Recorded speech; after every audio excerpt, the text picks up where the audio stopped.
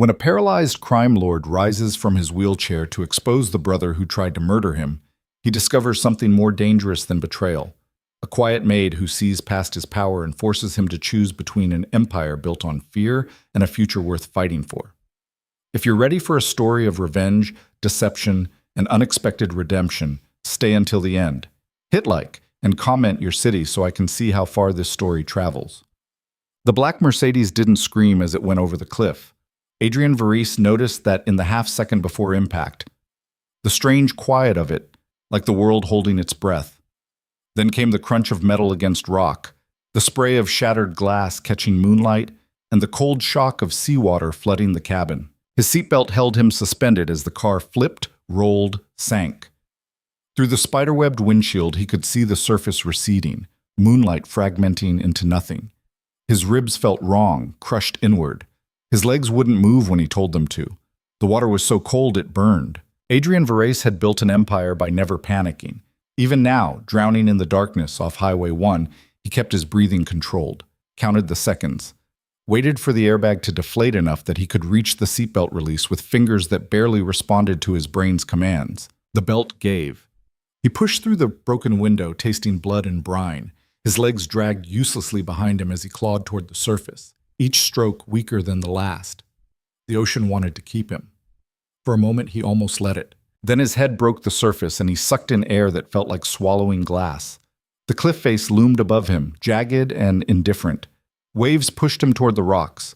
He couldn't feel his legs at all anymore, couldn't tell if they were broken or just numb or gone entirely. His vision kept blurring, sharpening, blurring again. He didn't remember much after that.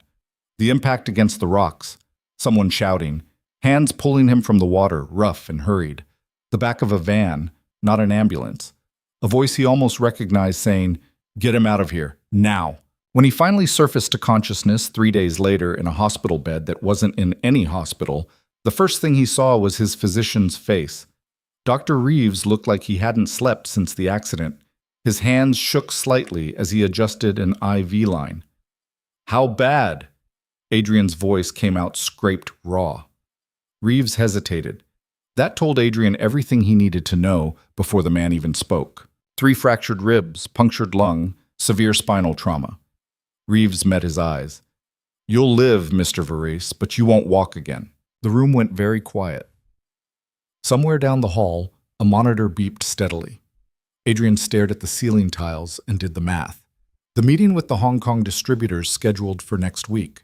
The territorial dispute with the Kozlov family that required his physical presence to settle. The wedding to Isabella Crane set for 3 months from now. More political alliance than romance, but necessary nonetheless. All of it required a man who could stand. "Who knows?" Adrian asked. "Only myself and the 2 men who pulled you out. The ones you keep on retainer for situations like this." "Good." Adrian's mind was already moving, cataloging, planning. "Keep it that way. As far as anyone else is concerned, I'm recovering in a private facility. Minor injuries. I'll be back in a week." Reeves looked at him with something between admiration and horror. "Mr. Varese, you need to understand what I'm telling you. The damage to your spine—" "I understand perfectly." Adrian shifted slightly, testing the pain. His ribs screamed. His legs remained silent, absent, useless. "I'm asking how long I can maintain the appearance of recovery before people start asking questions I can't answer." The doctor worked his jaw, considering. "A month, maybe, if you're careful. After that, people will expect to see you walking, standing. You can't fake that indefinitely. A month is enough." It had to be. The thing about running a criminal empire was that showing weakness got you killed. Not dramatically, not with speeches and dramatic confrontations. You just stopped receiving the calls that mattered, stopped being invited to the meetings where real decisions got made. Your lieutenants started looking past you when they talked, already picturing your replacement. And then one morning you'd be dead in a way that looked like an accident, and the empire would move on without you. Adrian had watched it happen to others. He'd made it happen to others. He knew the rules. So for the first week he stayed hidden in the private facility, a converted warehouse in the industrial district that Reeves used for situations requiring discretion. Adrian made calls from the hospital bed, his voice steady, giving orders and receiving reports as if nothing had changed. He approved shipments, settled disputes, authorized payments, Business as usual. But he also started asking questions. Careful questions, threaded through conversations like tripwires. Who knew I was taking Highway 1 that night? Which mechanic serviced the Mercedes last? Who's been asking about me since the accident? The answers came back slowly, piece by piece, painting a picture he'd been avoiding for months. His brother's name appeared too many times to be coincidence. Lucien Verrey's 3 years younger, twice as ambitious, always standing in Adrian's shadow and hating every second of it. Lucien, who'd been pushing for more territory, more control, more voice in how the empire ran. Lucien, who'd been having very quiet meetings with some of Adrian's key distributors. Lucien, whose girlfriend worked at the luxury car dealership where Adrian got the Mercedes serviced. Adrian lay in the hospital bed, staring at the evidence his people compiled, and felt something cold and familiar settle in his chest. Not rage. Rage was hot and stupid and got you killed. This was colder, cleaner. Lucien wanted him gone, had probably already started positioning himself as the natural successor.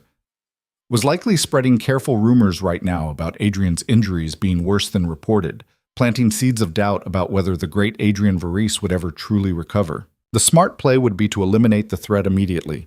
One word to the right people and Lucien would disappear, his body found in a way that sent a message to anyone else considering betrayal. But Adrian didn't give the order. Instead, he started making different plans. On day 9, Adrian went home. The mansion sat on 3 acres overlooking the Pacific, all glass and steel and money. He'd bought it 5 years ago, back when he still cared about things like views and architecture. Now, it just felt like a very expensive cage. The van pulled into the underground garage.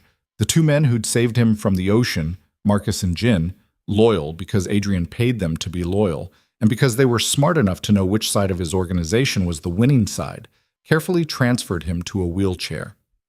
Custom made, delivered that morning. Black carbon fiber and chrome, because if Adrian Verrey was going to be bound to a chair, it would at least be a chair that looked like it cost more than most people's cars. "Ready, boss?" Marcus asked. Adrian gripped the wheels, testing. His upper body still worked fine. His arms were strong from years of boxing and the occasional necessity of personal violence.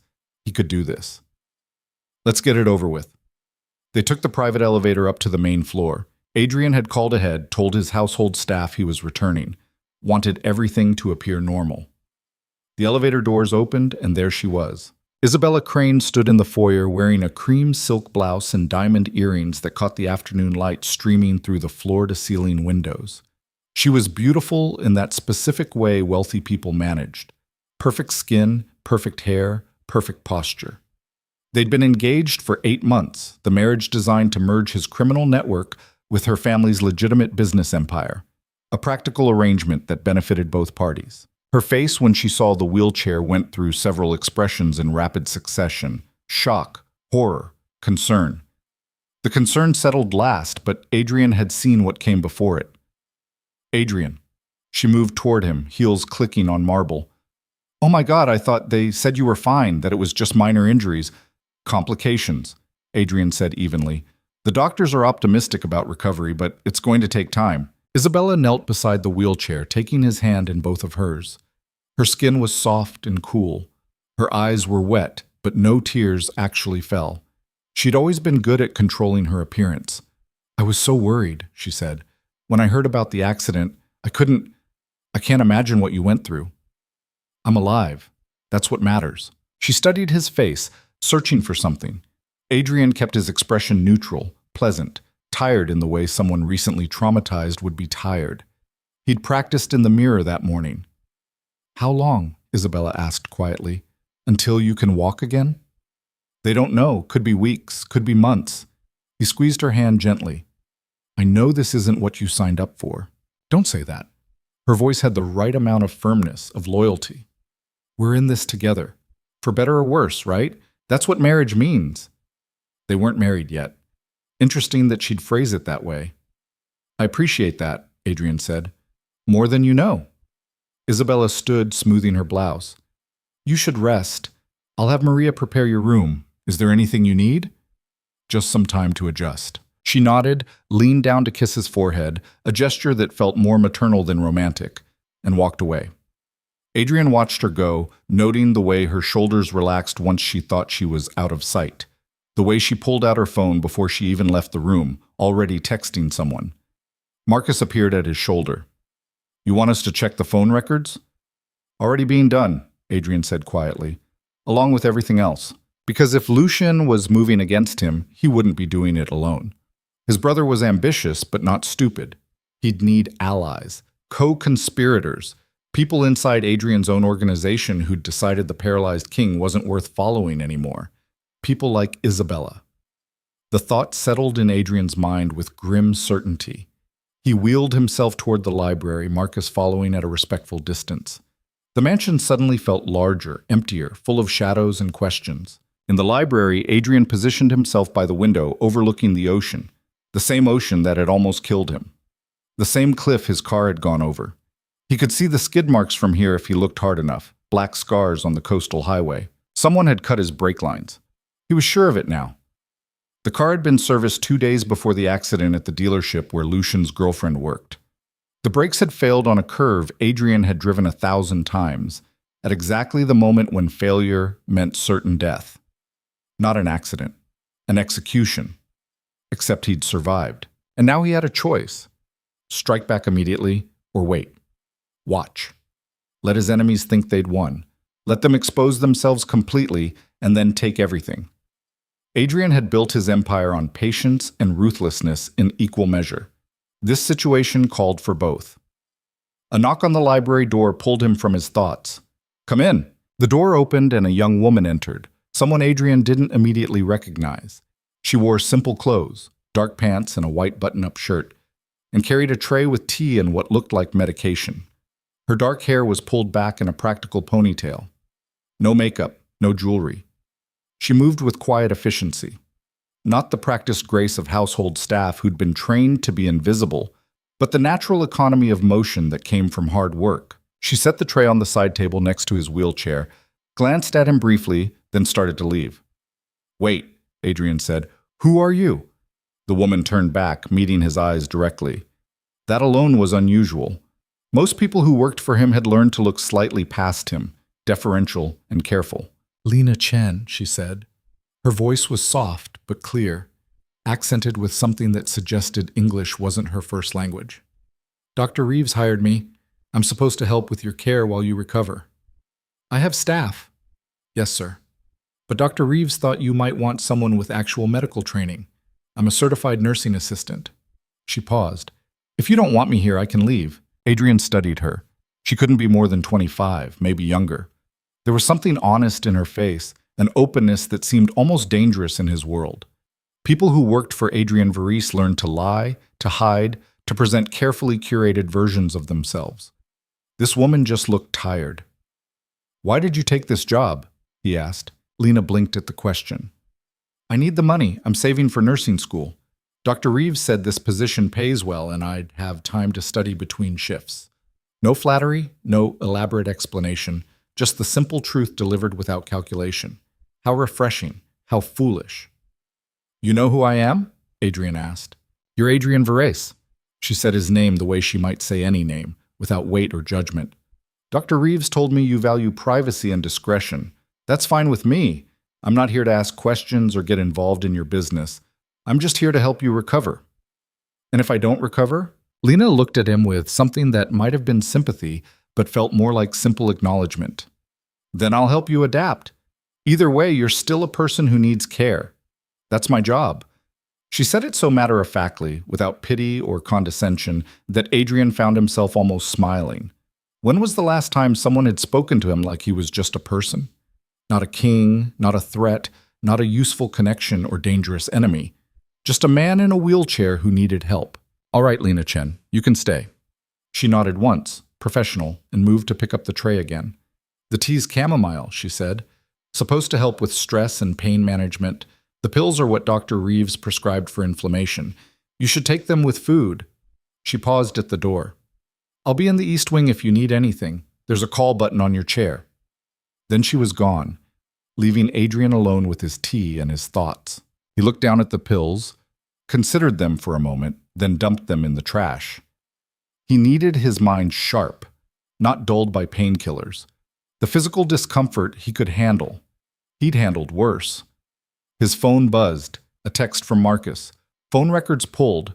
Isabella's been in contact with Lucien. Daily calls, some lasting an hour or more. Adrian set the phone down and looked out at the ocean.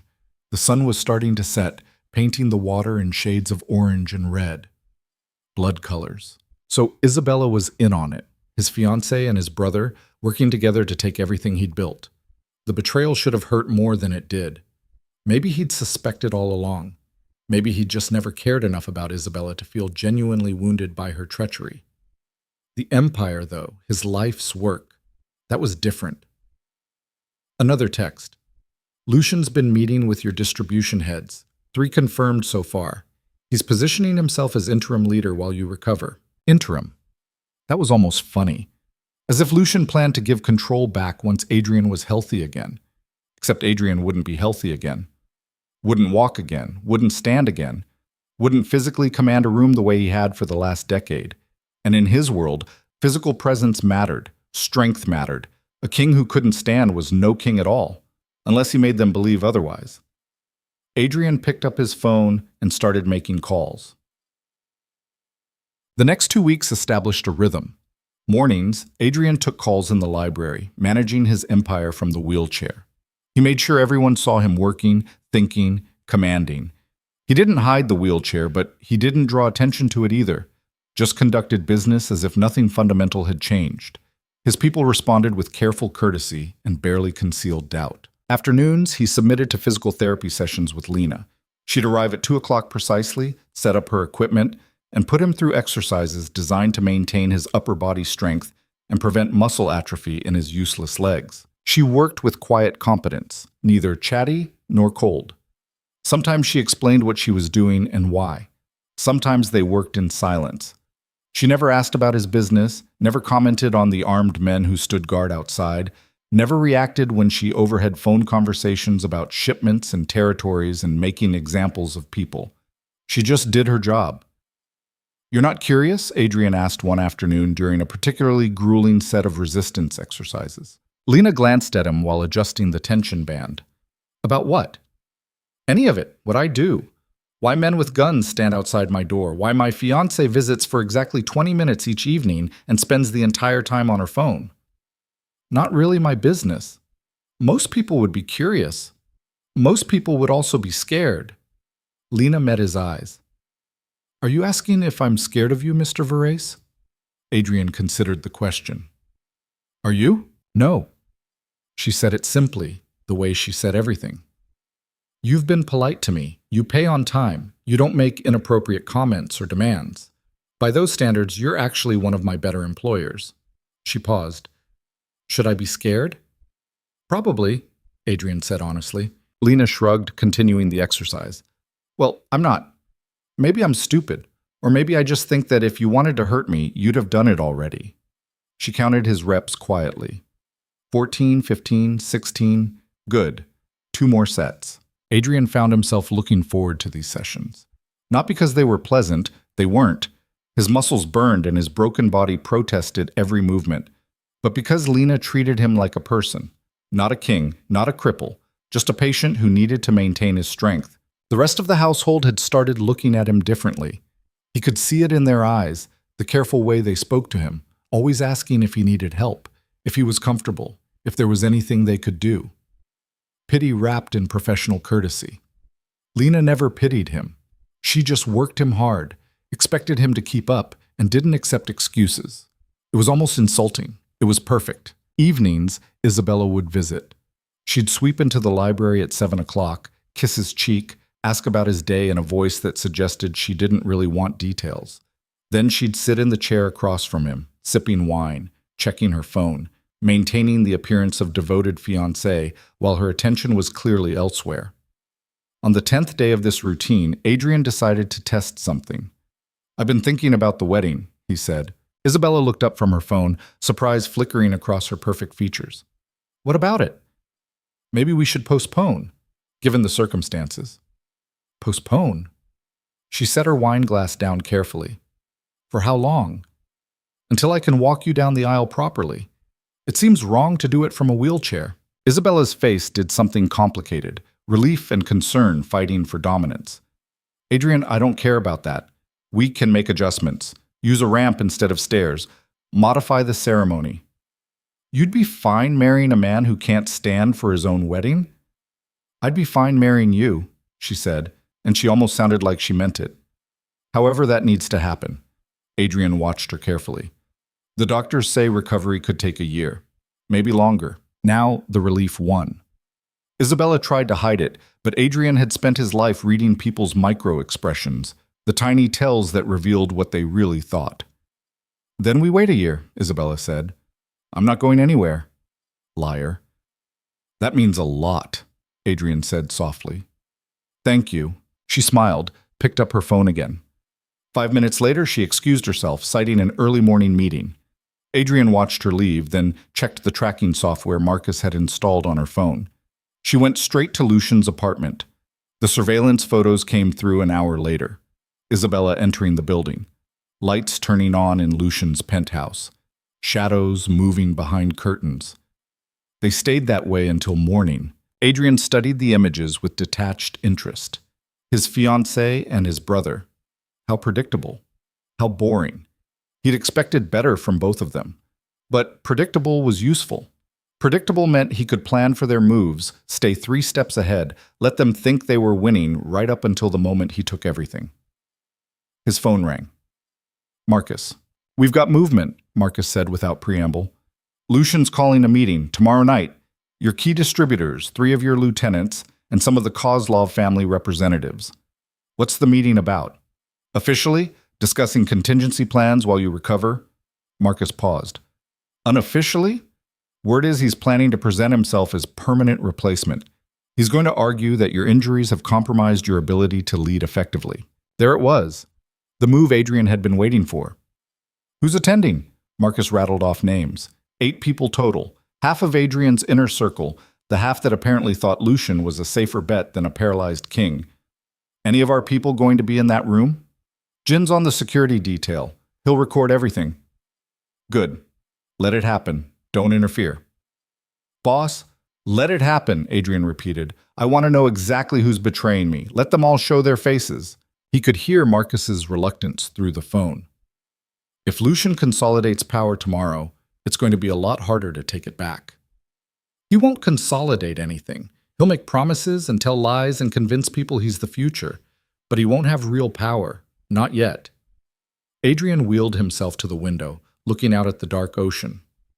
Power isn't given in meetings, Marcus. It's taken, and I'm not done taking yet. After Marcus hung up, Adrian sat in the darkness for a long time, thinking.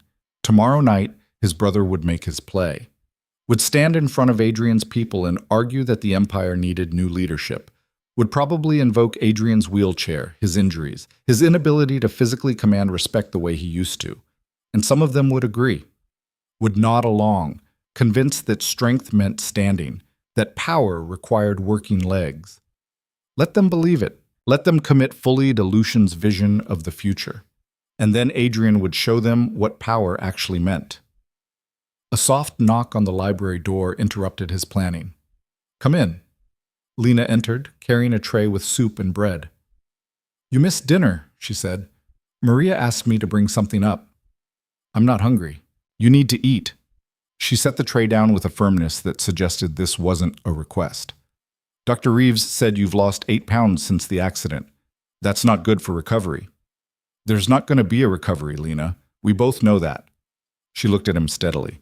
Then you need to eat to maintain the strength you have. Either way, not eating is stupid. Adrian almost laughed. When was the last time someone had called him stupid? You're very direct. You pay me to help you, not to lie to you. Lena picked up the soup spoon, held it out. You can feed yourself or I can do it. Your choice.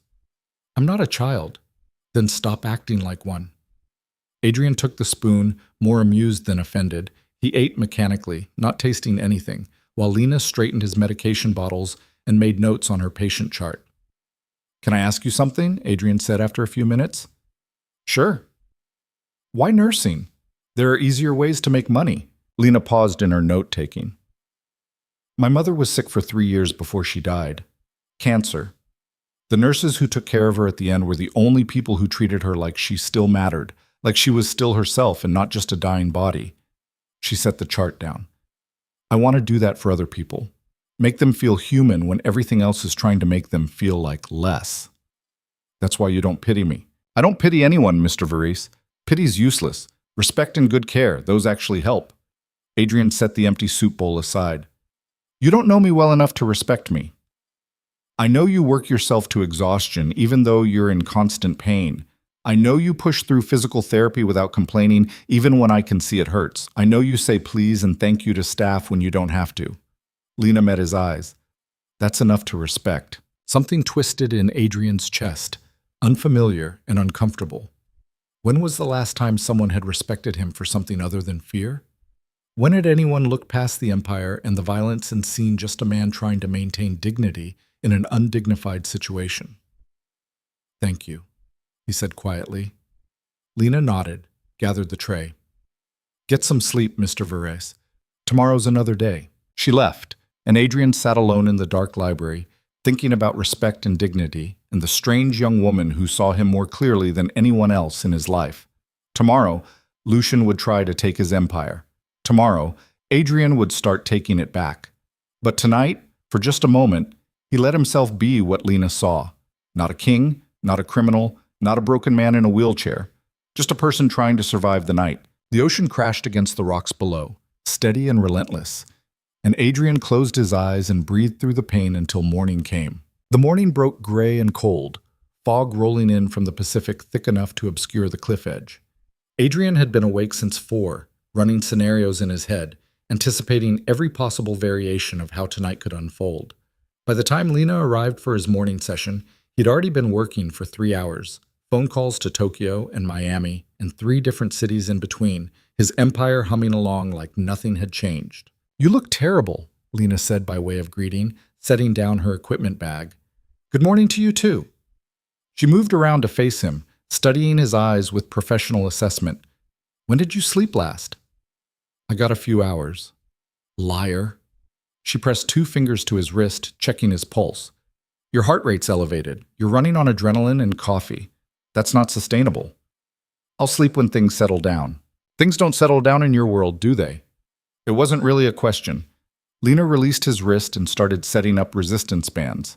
They just shift from one crisis to another, and you keep pushing through until your body gives out. Adrian watched her work, precise and efficient. Are you always this blunt with your patients? Only the stubborn ones. She handed him a resistance band. 3 sets of 20, and drink some water. You're dehydrated. They worked through the exercises in relative silence, Lena counting reps while Adrian's mind continued mapping out the evening.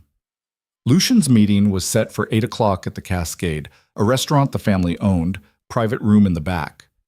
Jin would be positioned with the security detail recording everything. Marcus had people in place to monitor who arrived, who left, how long they stayed. You're distracted, Lena said, adjusting his grip on the band. Just thinking about work. Must be important work. You haven't complained once, and I know this exercise hurts your ribs. She was right. His ribs were screaming, the fractures still healing, each pull of the resistance band sending sharp complaints through his torso. He just stopped noticing somewhere around rep 40. Pain's relative, Adrian said. Pain's information. Your body telling you something's wrong. Lena stepped back, crossing her arms. Take a break. 5 minutes. I'm fine, Mr. Varese. Her voice went firm, that nurse tone that somehow carried more authority than any of his lieutenants. I'm not asking. Adrian released the band, breathing carefully through the ache. Lena handed him a water bottle and he drank, realizing only when the cold liquid hit his throat how thirsty he actually was. Better, she said, settling into the chair across from him. Now tell me what's really bothering you. What makes you think something's bothering me? You've done this long enough that I can read the signs. Elevated heart rate, shallow breathing, constant mental distraction, pushing yourself harder than necessary. She tilted her head slightly. You're preparing for something that scares you. Adrian almost laughed. When was the last time he'd been scared? Genuinely scared, not just calculating risk and managing threats, but actually afraid? The night his car went over the cliff, maybe. The moment when the water rushed in and he couldn't feel his legs and he thought, this is how it ends. I'm not scared, he said. Everyone's scared of something. Even you? Lena considered the question. I'm scared of becoming like my father. He was angry all the time, took it out on anyone close enough to hit. I'm scared I inherited that one day I'll just snap and hurt someone who doesn't deserve it. The honesty of it caught Adrian off guard. People in his world didn't admit fears, didn't expose vulnerabilities. Weakness got exploited, used against you, turned into leverage. But Lena just sat there, calm and open, like sharing this piece of herself cost nothing. Have you ever snapped? Adrian asked. Once. I was 17, working at a nursing home. One of the other aides kept harassing me, wouldn't take no for an answer. One day he cornered me in the supply closet, and I broke his nose with a bedpan. She said it matter-of-factly, no pride or shame in it. I got fired. He got stitches. I decided I needed to learn control if I was going to work with vulnerable people. Sounds like he deserved it. Maybe. But I scared myself more than I scared him. That anger, it felt too familiar. Too much like my father. Lena stood, moving back to her equipment. That's why I meditate, run, practice staying calm even when I want to break things. Because I refuse to be him. Adrian studied her, this small woman with her quiet voice and careful control, and saw something he recognized. Someone who'd looked at their worst impulses and decided to be better than them.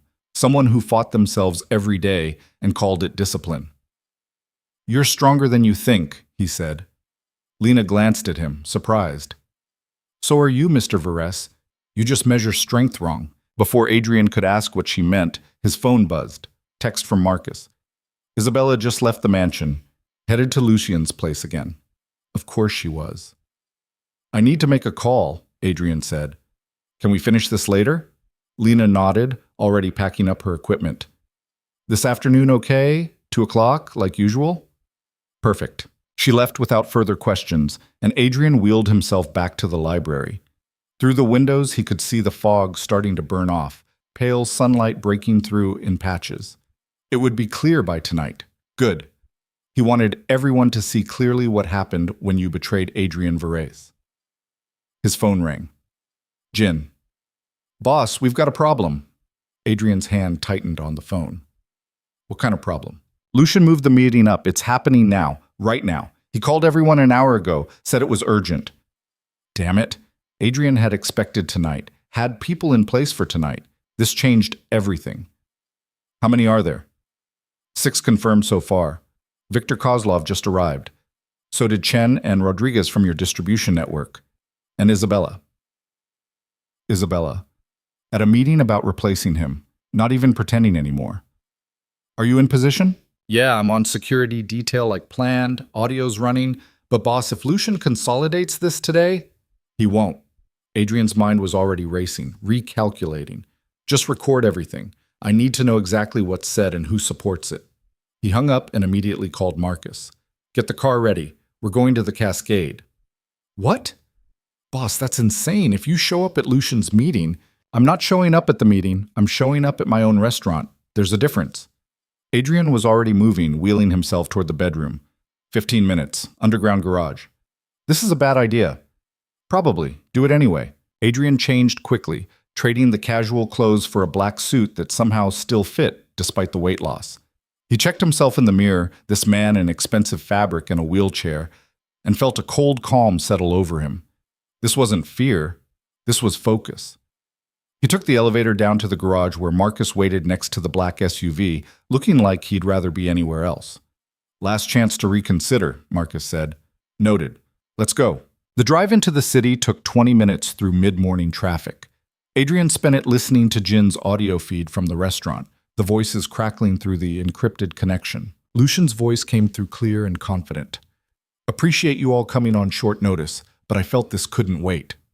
We need to address the reality of the situation. My brother's injuries are severe, life-changing, and while we all hope for his recovery, we also need to consider what's best for the family business. Adrian's still in charge, someone said. Rodriguez, maybe. One of the few who'd stayed loyal. Is he, though? That was Isabella, her voice sharp. Have any of you actually seen him since the accident? He takes calls from home, gives orders through intermediaries. When was the last time he met face-to-face with any of you? Silence on the line. She had a point, and everyone knew it. The Empire needs visible leadership, Lucian continued. Someone who can meet with our partners, handle negotiations in person, command respect. I'm not saying Adrian needs to step down permanently, but during his recovery, we need someone to act as his proxy, someone the families will actually respect. Someone like you? Viktor Kozlov's accent was thick, amused. I've been working alongside Adrian for years.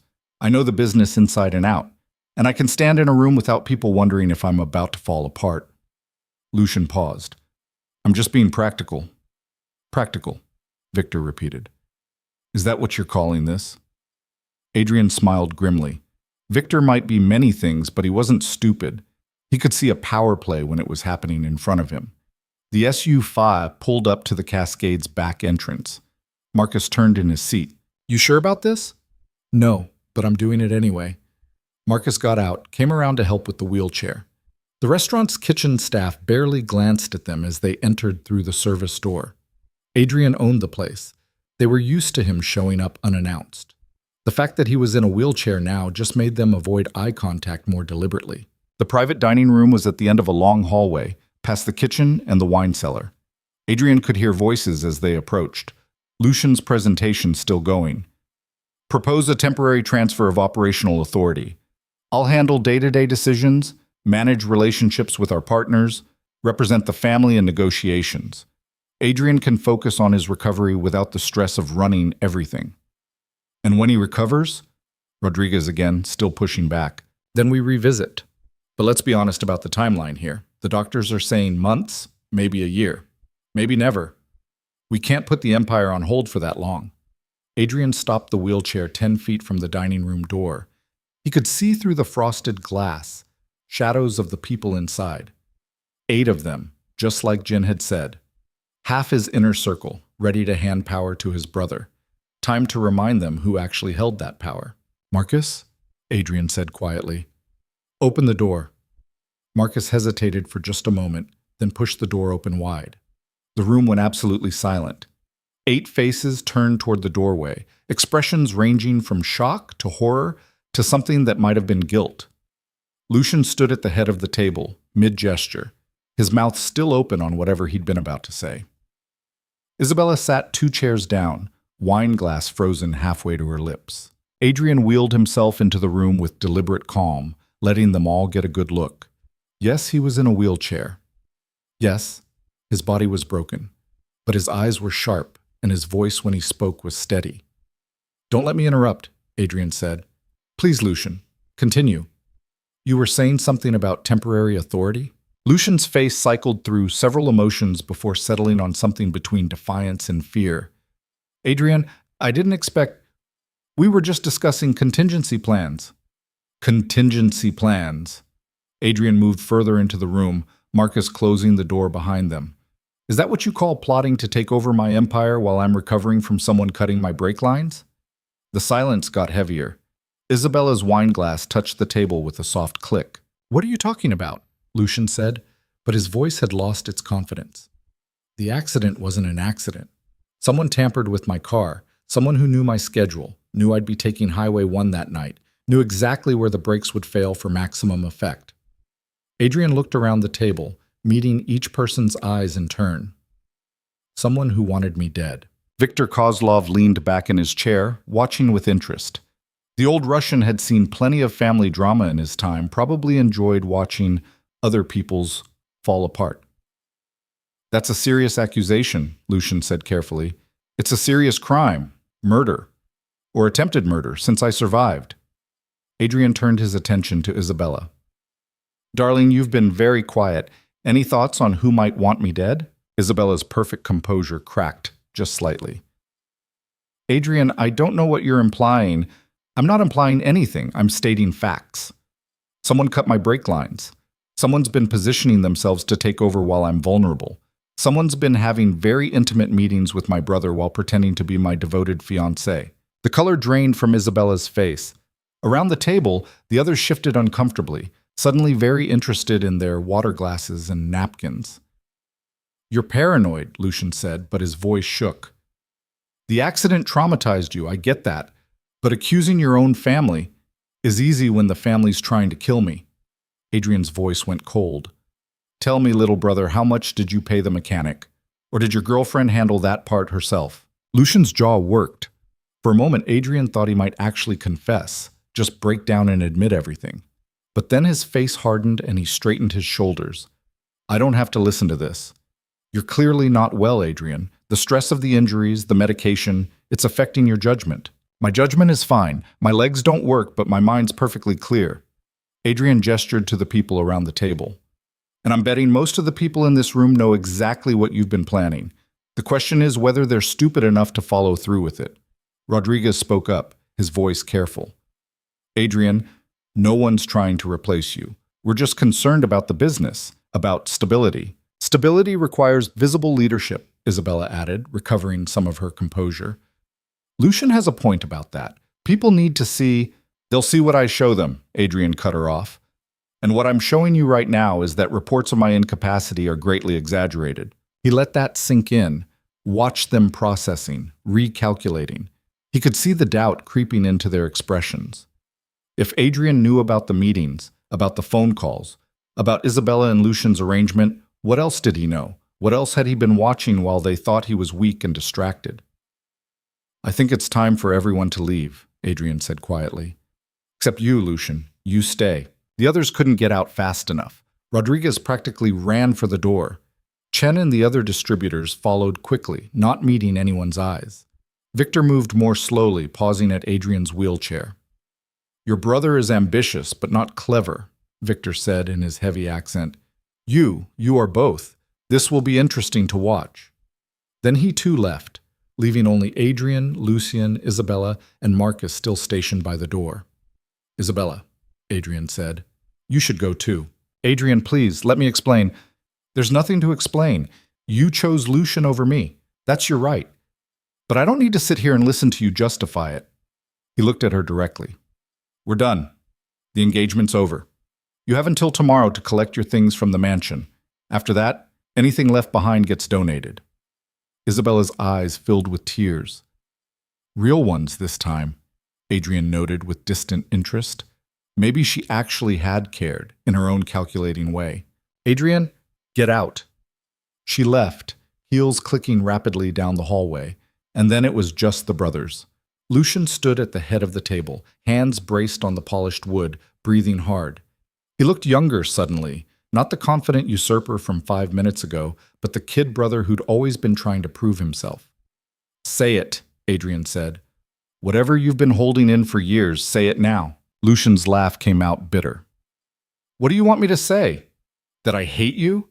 That I've always hated living in your shadow, being the spare heir, the one nobody takes seriously because big brother Adrian has everything under control. That's a start. You want to know why I did it? Lucian pushed away from the table, pacing. Because you had the accident anyway. Because even without me cutting the brakes, you were going to crash eventually. You drive too fast, take too many risks, act like you're invincible. So yes, I helped it along.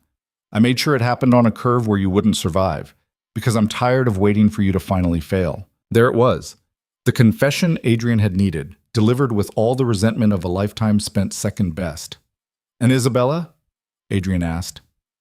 That just happened. Started as strategy, her giving me information about your schedule, your plans, but then Lucian shrugged, something defiant in the gesture. She actually sees me. Not as your brother, not as the spare, just as myself. How touching. You don't get it. You've never had to work for anything. The empire handed to you, people's respect just automatic because you're Adrian Varese. I've had to fight for every scrap of recognition, every bit of responsibility, and it's still never enough. Adrian studied his brother, this angry man who'd tried to kill him out of jealousy and frustration, and felt nothing but tired disappointment. You could have just asked, Adrian said. Lucian stopped pacing. What? For more responsibility, more authority, a real partnership instead of always being the assistant. Adrian wheeled himself closer. I would have given it to you, eventually, when you proved you could handle it. Bullshit. You would have kept me under your thumb forever. Maybe. Or maybe you never gave me a chance to see what you could actually do because you were too busy resenting me. Adrian looked at his brother, really looked at him. But that doesn't matter now. You tried to kill me. There's no coming back from that. Lucian's hand moved toward his jacket pocket. Marcus tensed by the door, hand going to his concealed weapon. But Lucian just pulled out his phone, held it up. You can't prove anything. It's your word against mine. The mechanics disappeared. The girlfriend conveniently broke up with me last week. There's no evidence. You just confessed. To you. In a private room. No witnesses except your own employee. Lucian's confidence was creeping back, his lawyer's mind finding the angles. You go to the police, it's he said. And who are they going to believe? The respected businessman or the paranoid criminal making wild accusations? Adrian smiled then, cold and sharp. Lucian, who said anything about the police? His brother's face went pale. You tried to kill me, Adrian continued softly. In my world, there are consequences for that. Traditional consequences that don't involve lawyers or courts. You can't. Lucian backed up a step. I'm your brother. You stopped being my brother when you cut my brake lines. Adrian, please, get out of the city, tonight. Take Isabella, take whatever money you've managed to hide away, and run as far as you can. Adrian's voice stayed level, matter of fact. Because if I see you again, if I hear you're still trying to touch any part of my empire, I won't be this generous. Lucian stood frozen, calculating, probably trying to figure out if Adrian was bluffing. He wasn't. You have 1 hour, Adrian said. After that, Marcus makes some calls, and you become a very popular target. Finally, Lucian moved. He grabbed his jacket from the chair, headed for the door, paused with his hand on the handle. You're going to die in that chair, he said quietly. Alone. Because you can't trust anyone, and you can't let anyone close. The Empire's going to eat you alive. Maybe, Adrian agreed, but I'll still be alive, which is more than you'll be if you're still here in an hour. Lucian left. The door closed behind him with a soft click. Marcus moved to Adrian's side. You want me to follow him? Make sure he actually leaves? No, he'll run. He's smart enough for that at least. Adrian rubbed his face, suddenly exhausted. But keep tabs on where he goes. I want to know if he tries to regroup. And Isabella? Let her go. She's not the real threat, just an opportunist who picked the wrong side. Adrian sat in the empty dining room, surrounded by the remnants of Lucian's failed coup. Half-empty wine glasses, abandoned napkins, the smell of expensive food going cold. His empire had almost been stolen today. Would have been if he'd waited even a few more hours to make his move. But he'd survived. Again. His phone buzzed. Lena. You missed your afternoon session. Everything okay? Adrian stared at the message, this small piece of normalcy in the chaos of his world, and felt something ease in his chest. Need to reschedule, he typed back. Something came up at work. Tomorrow then, and drink water. You're probably dehydrated. Despite everything, Adrian smiled. Somewhere in this city of betrayal and violence, there was one person who cared whether he drank enough water, who treated him like a person instead of a king or a target. It shouldn't matter as much as it did. Marcus, Adrian said, take me home. The drive back was quiet. Adrian watched the city pass by the windows, his empire still standing, still his, held together by fear and reputation, and the simple fact that he'd refused to die when they wanted him to. But Lucian's final words echoed in his head, about dying alone, about the empire eating him alive, about never being able to trust anyone. Maybe his brother had been right about that part. By the time they pulled into the mansion's garage, Adrian had made a decision. He couldn't keep running the empire from a wheelchair, not long term. People needed to see strength, needed to believe in his power. And right now, the wheelchair undermined that belief every single day. So he'd give them a different kind of strength, the kind that didn't require standing, the kind that came from being 10 steps ahead, from knowing everyone's secrets, from proving that his mind was more dangerous than his body had ever been. And maybe, if he was careful, he'd let himself trust one person, just one, someone who'd already seen him at his weakest and hadn't flinched. Lena was waiting in the library when he arrived, concern written across her face. Dr. Reeves called, she said. Said you left the house this morning without telling anyone. That's dangerous, Mr. Varese. What if something had happened? Something did happen. I handled it. Your heart rate's elevated again. Sit down. Let me check your vitals. Adrian let her work, feeling her gentle fingers on his wrist. her professional assessment of his eyes and color and breathing. She was frowning. "Whatever you handled, it took a lot out of you. You need to rest." "I will. Soon. Now." She said it firmly. "You're running yourself into the ground, and I'm not going to watch you do it. So here's what's going to happen. You're going to go to your room, take the pain medication you've been avoiding, and sleep for at least 6 hours. And I'm going to stay here to make sure you actually do it." "You don't have to. I'm staying." Lena crossed her arms. "You pay me to take care of you. This is me doing my job." Adrian looked at her, this stubborn woman who wouldn't back down even when he used the voice that made grown men nervous, and felt something warm and unfamiliar in his chest. "Okay," he said quietly. "I'll rest." "Good." She started to leave, then paused. "Mr. Verres, whatever happened today, whatever you handled, you came back.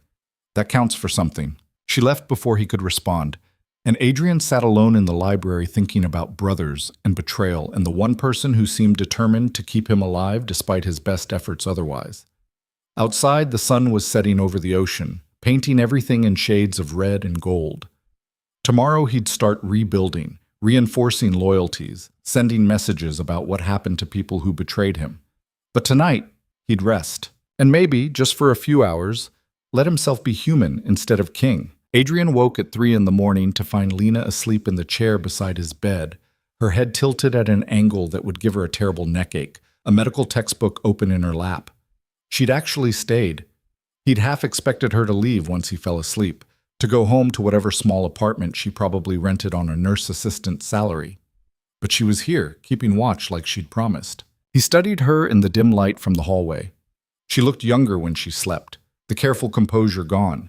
Just a tired woman who worked too hard and probably didn't take care of herself half as well as she took care of others. There was a scar on her left hand, thin and white, running from her thumb to her wrist.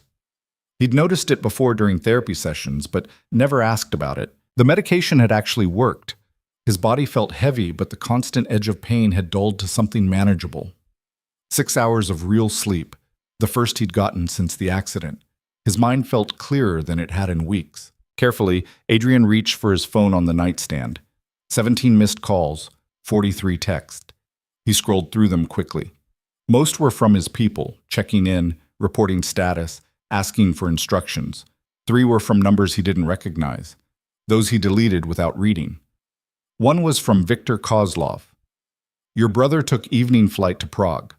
Wise choice, letting him run. Shows strength, not weakness. We should talk soon about new arrangements." So Lucian had actually left. Good. One problem solved, a dozen more waiting. Marcus had sent a detailed report about the meeting's aftermath. Of the 8 people who'd been in that room, 5 had already reached out to reaffirm their loyalty. The other 3 had gone quiet, which meant they were either genuinely scared or regrouping. Adrian made a mental note to deal with them individually. Another text from Marcus, sent an hour ago. "Rodriguez wants to meet. Says he has information about who else might have known about Lucian's plan." Adrian typed back, "Set it up for tomorrow, noon, the warehouse." His phone buzzed immediately. "You should rest more." "I slept 6 hours. That's more than I've gotten in a month." "Doctor's orders were 24 hours minimum." "Since when do I follow doctor's orders?" "Since you hired me to make sure you don't kill yourself." Adrian smiled at the screen. Marcus knew better than to push him like this, had learned years ago that Adrian did what Adrian wanted, but he also cared in his own gruff way. "Noon," Adrian typed, "non-negotiable." "Fine, but I'm telling Lena you're being difficult." "She already knows." Adrian set the phone down and looked at Lena again. She'd shifted slightly, the textbook sliding toward the floor. He caught it before it fell, glanced at the page she'd been reading. Cardiac emergencies. Treatment protocols for different types of heart failure. She was studying even while watching over him, cramming knowledge into whatever spare moments she could find. The dedication impressed him. Most people he knew only worked hard when someone was watching, when there was immediate reward or punishment at stake. Lena just worked, quietly and constantly, building toward something she wanted. "You're awake," she said, her eyes opening without any of the disorientation most people showed when waking suddenly. Alert immediately, probably a skill from working with patients who could crash at any moment. "You stayed. I said I would. Lena straightened in the chair, wincing as her neck protested. How do you feel? Better. The medication helped. Good. That means you'll actually take it from now on instead of pretending to.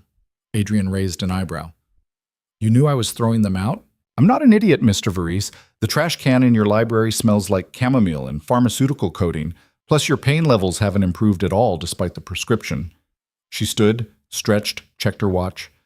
It's 3 a.m. You should try to sleep more.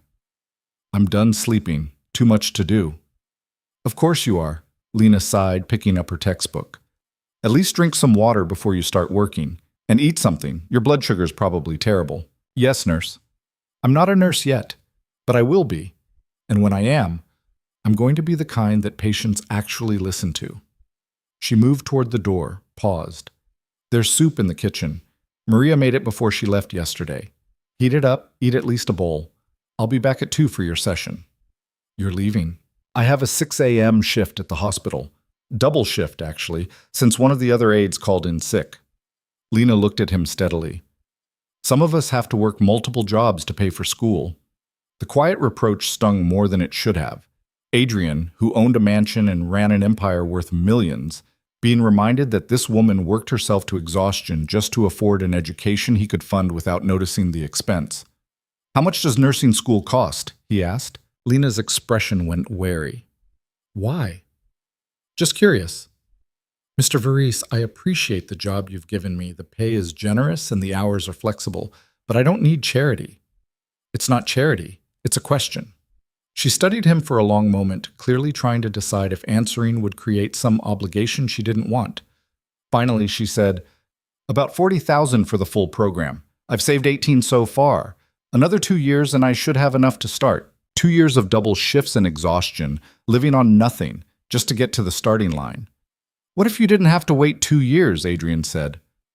Mr. Varese, what if someone offered to cover the cost in exchange for you continuing to work for them during school? Flexible hours, same pay, but you could start the program next semester instead of 2 years from now. Lena's face went through several emotions.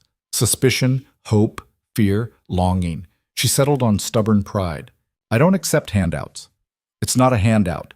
It's an employment contract. I need consistent medical care during recovery. You need tuition money. We both get what we want. What's the catch? No catch. You work for me, I pay for school. When you graduate, you're free to leave if you want, or stay if the job still suits you. People don't just give away $40,000. I'm not people, and I'm not giving it away. I'm investing in my own care. Adrian met her eyes. You're good at your job, Lena. Better than good. You actually give a damn, which is rare. I'd rather keep you than have to train someone else who'll just go through the motions. She stood in the doorway, torn between what she wanted and what her pride would let her accept. Adrian could see the war happening behind her eyes. Think about it, he said. No pressure, but the offer stands. Lena nodded slowly, still processing. I need to go. Shift starts in 2 hours, and I have to get across the city. Marcus can drive you. I take the bus. It's 3 a.m. Let Marcus drive you. For a moment, he thought she'd argue, but then exhaustion won out. Okay. Thank you. She left, and Adrian heard her quiet conversation with Marcus in the hallway, the sound of the elevator, the distant rumble of the garage door. Then silence. He transferred himself to the wheelchair, made his way to the library. The soup could wait. Work couldn't. By the time the sun came up, Adrian had restructured his entire distribution network, promoted 2 people who'd stayed loyal, and arranged for the 3 quiet ones from yesterday's meeting to receive visits from Marcus's most persuasive associates. Nothing violent, just reminders about the cost of wavering loyalty. He also started looking into nursing programs. There were 3 good ones in the city. One started classes in 6 weeks. If Lena accepted his offer, she could be enrolled before the end of the month. The thought pleased him more than it should have. Rodriguez showed up at the warehouse precisely at noon, looking nervous. The warehouse was one of Adrian's neutral meeting spaces, carefully chosen for its privacy and its implicit threat. Nothing bad had ever happened here, but the concrete floors and industrial lighting suggested it easily could. Mr. Varese. Rodriguez kept his distance, hands visible, body language submissive. He'd been with the organization for 8 years, running product through the southern ports. Reliable, competent, not particularly ambitious. The kind of person who made a good middle manager but would never reach the top. You said you had information, Adrian said, skipping pleasantries. His ribs were aching again, the morning's work catching up to him, but he kept his face neutral. Yeah, about Lucian's plan. Rodriguez shifted his weight. I didn't know about the accident, I swear. The brake lines, the murder attempt, that was news to me. But the takeover, the meetings, some of that I knew. How much? Lucian approached me about 3 months ago, said he was concerned about the business, about succession planning, wanted to know if I'd support a transition of leadership if something happened to you. And you said? I said I'd think about it. Rodriguez looked miserable. I didn't commit to anything, didn't promise support, but I also didn't tell you he was asking. That was wrong. I know that. Adrian studied the man, reading the genuine regret in his posture. Rodriguez had made a mistake, but not a betrayal. There was a difference. Who else did he approach?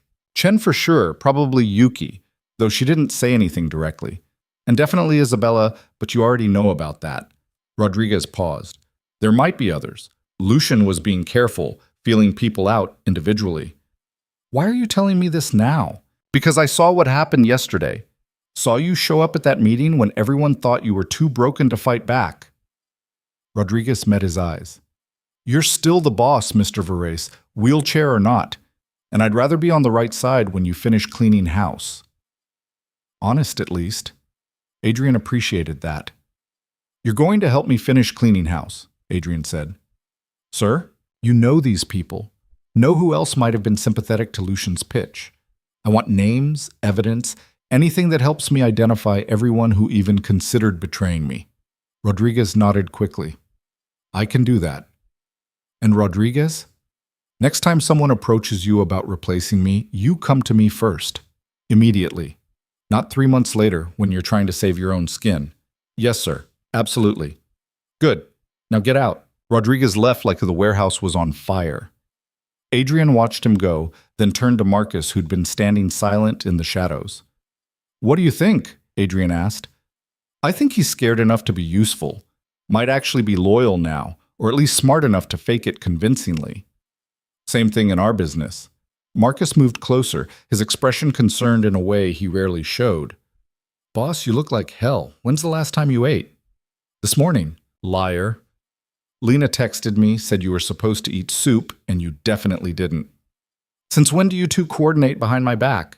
Since you stopped taking care of yourself. Marcus pulled out his phone, typed something. I'm ordering lunch. You're eating it. Then you're going home to rest before your afternoon session. I have 3 more meetings, which I'm rescheduling. Doctor's orders. You're not a doctor. No, but I'm the guy keeping you alive, and I'm telling you that you're pushing too hard too fast. You survived 1 murder attempt. Don't make my job harder by adding a heart attack to the list.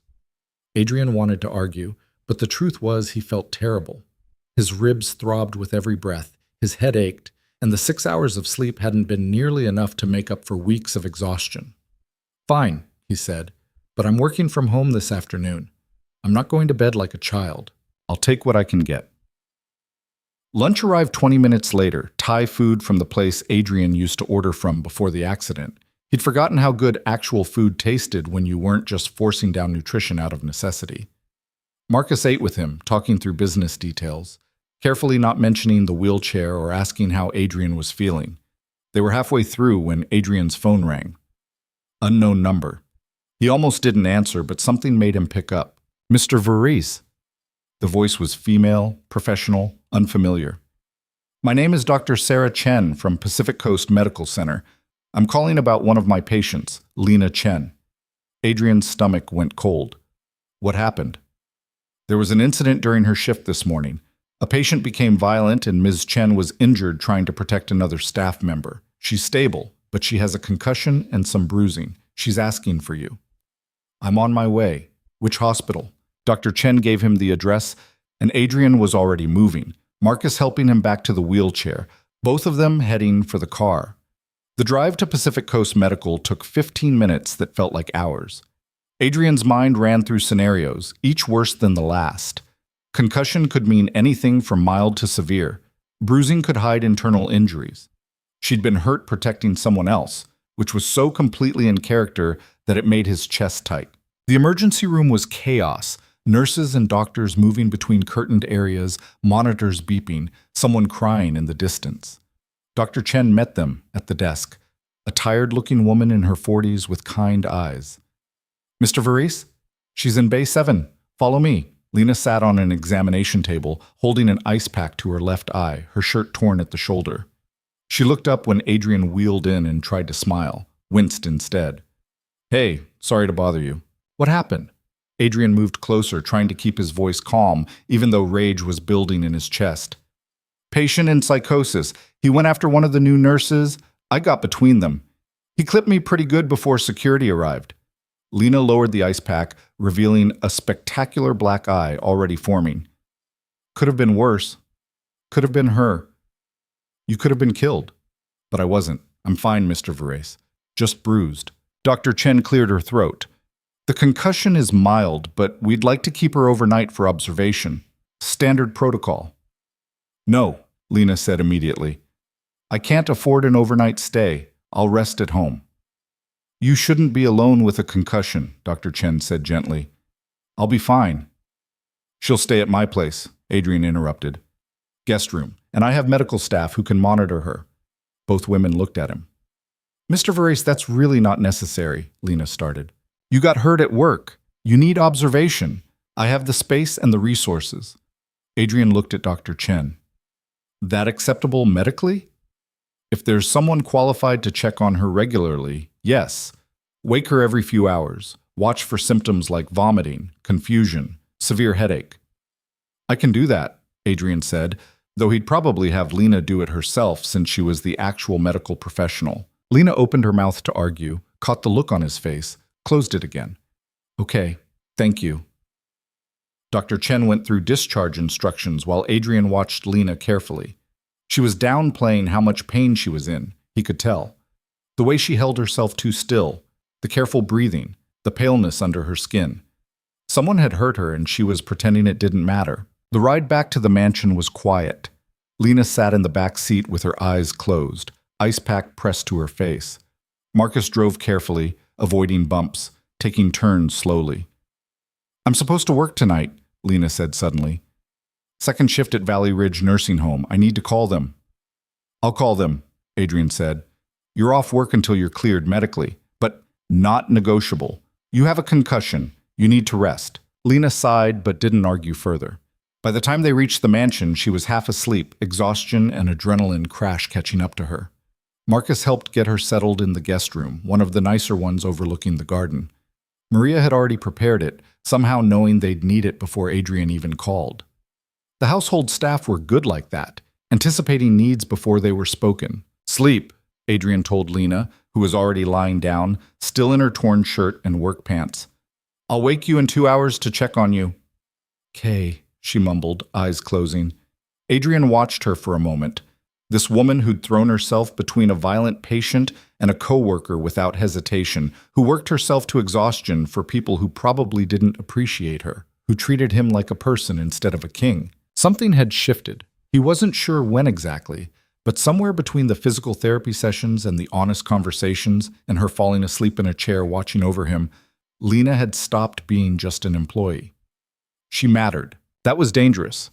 In Adrian's world, people you cared about became targets, leverage, weaknesses to exploit.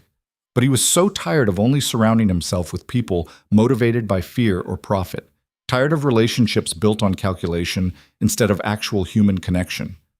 Maybe being dangerous was worth it. He returned to the library, tried to focus on work.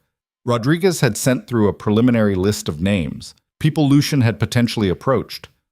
Adrian cross-referenced them with his own observations, started building a picture of who needed to be removed and who could be salvaged. His phone buzzed. Isabella. "We need to talk," her text read. Adrian almost deleted it, but curiosity won. "About what?" "About us. About what happens next. Can I come by?" "No. You have until tomorrow to collect your things. After that, you're not welcome on my property." "Adrian, please. I made a mistake. Lucian manipulated me, said things about you, about us. I shouldn't have believed him." You shouldn't have slept with him. A long pause, then, I'm sorry for all of it. Just give me a chance to explain. There's nothing to explain. You made your choice. Live with it. He blocked her number before she could respond. Isabella had been useful once, a political alliance that strengthened his position. But that usefulness had ended the moment she'd chosen Lucian over him. Adrian didn't believe in second chances, not in business and not in personal relationships. 2 hours later, he went to check on Lena. She was awake, sitting up in bed with a glass of water Marcus had apparently brought her. How are you feeling? Adrian asked, like I got punched in the face by a guy twice my size. Lena tried to smile, winced, but no vomiting, no confusion, headaches manageable, pupils equal and reactive. You're checking your own concussion symptoms? Force of habit. She set the water down. Mr. Varese, about the nursing school offer. I've been thinking about it. And? Why are you really doing this? And don't say it's just about having good medical care. You could hire a nurse tomorrow, someone with actual credentials instead of an assistant who's still learning. Adrian wheeled himself closer to the bed. You want the truth? Please. Everyone in my life wants something from me. Power, money, protection, status. They're loyal because it benefits them. And the second that calculation changes, they disappear. Or worse. He looked at her directly. You're the only person who doesn't want anything except to do your job well. Who treats me like a human being instead of a resource to exploit. That's rare enough that I'd like to keep it around. Lena absorbed this quietly. That's incredibly lonely. It's realistic. It's both. She pulled the blanket higher, thinking. If I accept, I want it in writing. Contract terms, clear expectations, exit clause, so I'm not trapped if things go wrong. Smart. I'll have my lawyer draft something. And I pay you back. Maybe not all at once, maybe it takes 10 years, but I pay back every dollar. Lena, those are my terms, Mr. Varese. I don't want to owe you. I want to earn this. Her pride was going to be expensive, but Adrian respected it. Fine. Repayment plan, interest-free, flexible schedule. Deal. Lena held out her hand. Adrian took it, shook carefully, felt the calluses on her palm from years of hard work. Her grip was firm, despite the concussion, despite the exhaustion, despite everything. Thank you, she said quietly. Thank you for staying. She gave him a puzzled look. Staying where? Last night? You said you'd watch over me and you did. Most people say things they don't mean. You meant it. Of course I did. Why would I lie about something like that? Because everyone lies, Adrian thought. Because truth is currency and trust is weakness and sincerity gets you killed. But he didn't say that. Instead, he said, get some rest. I'll check on you in another 2 hours. The next 3 days settled into a strange routine. Lena recovered in the guest room, getting clearer and steadier each day. Adrian worked from the library, slowly rebuilding his network's confidence. Isabella collected her belongings while he was out meeting with distributors, left without seeing him. Smart of her. Marcus reported that Lucian had surfaced in Prague, already trying to establish connections with Eastern European suppliers. Ambitious and stupid. Adrian made a few calls, let certain people know that anyone doing business with Lucian Varese would find themselves cut off from Adrian's considerably more lucrative network. The message got through. Lucian would find Europe a lot less welcoming than he'd hoped. On the 4th day, Lena was cleared to return to work. She came to the library that morning dressed in fresh clothes, the black eye faded to yellow-green, moving with her usual efficiency. I'm going back to my apartment tonight, she announced. Concussions resolved. I'm cleared for normal activity. Adrian had known this was coming, but still felt a strange disappointment. The mansion had felt less empty with her in it. When do you want to start school? He asked. Next semester if possible. That gives me 6 weeks to get my affairs in order, finish up my current jobs, prepare. She pulled a folder from her bag. I looked into the programs. Pacific Coast has the best reputation, and they start classes in September. I'll make the calls today. Mr. Varese, Adrian. She corrected herself, the first name still uncomfortable in her mouth. Are you sure about this? It's a lot of money. I'm sure. But what if I fail? What if I'm not good enough? You'll be good enough. You care too much not to be. Lena studied him with those 2 honest eyes. You're not what I expected. What did you expect? A monster, I think. That's what the news says. What people whisper about. Adrian Varese, the crime king, ruthless and cold. She tilted her head. But you're not. You're just a man who's been hurt too many times and built walls to survive it. The assessment was uncomfortably accurate. Don't make the mistake of thinking I'm good, Lena. I've done things that would horrify you. Probably. But you've also been kind to me when you didn't have to be. Generous beyond reason. That counts for something. Kindness and generosity don't erase the rest. No, Lena agreed, but they complicate the picture, make you human instead of just scary. She smiled slightly. I think I prefer you human. She left before Adrian could respond, and he sat in the library thinking about monsters and humanity and whether it was possible to be both. His phone rang. Victor Kozlov. Adrian, we should meet. There are developments you need to know about. What kind of developments? The kind best discussed in person. Tonight, 8 o'clock, my club? Adrian hesitated. Meeting with Victor meant walking into the Russians' territory, putting himself at a disadvantage. But Victor had been neutral during Lucian's coup attempt, even slightly supportive of Adrian. That was worth acknowledging. I'll be there. Good. Come alone. Just business talk. No need for your guard dog. The line went dead. Adrian sat back, considering. Victor didn't make social calls.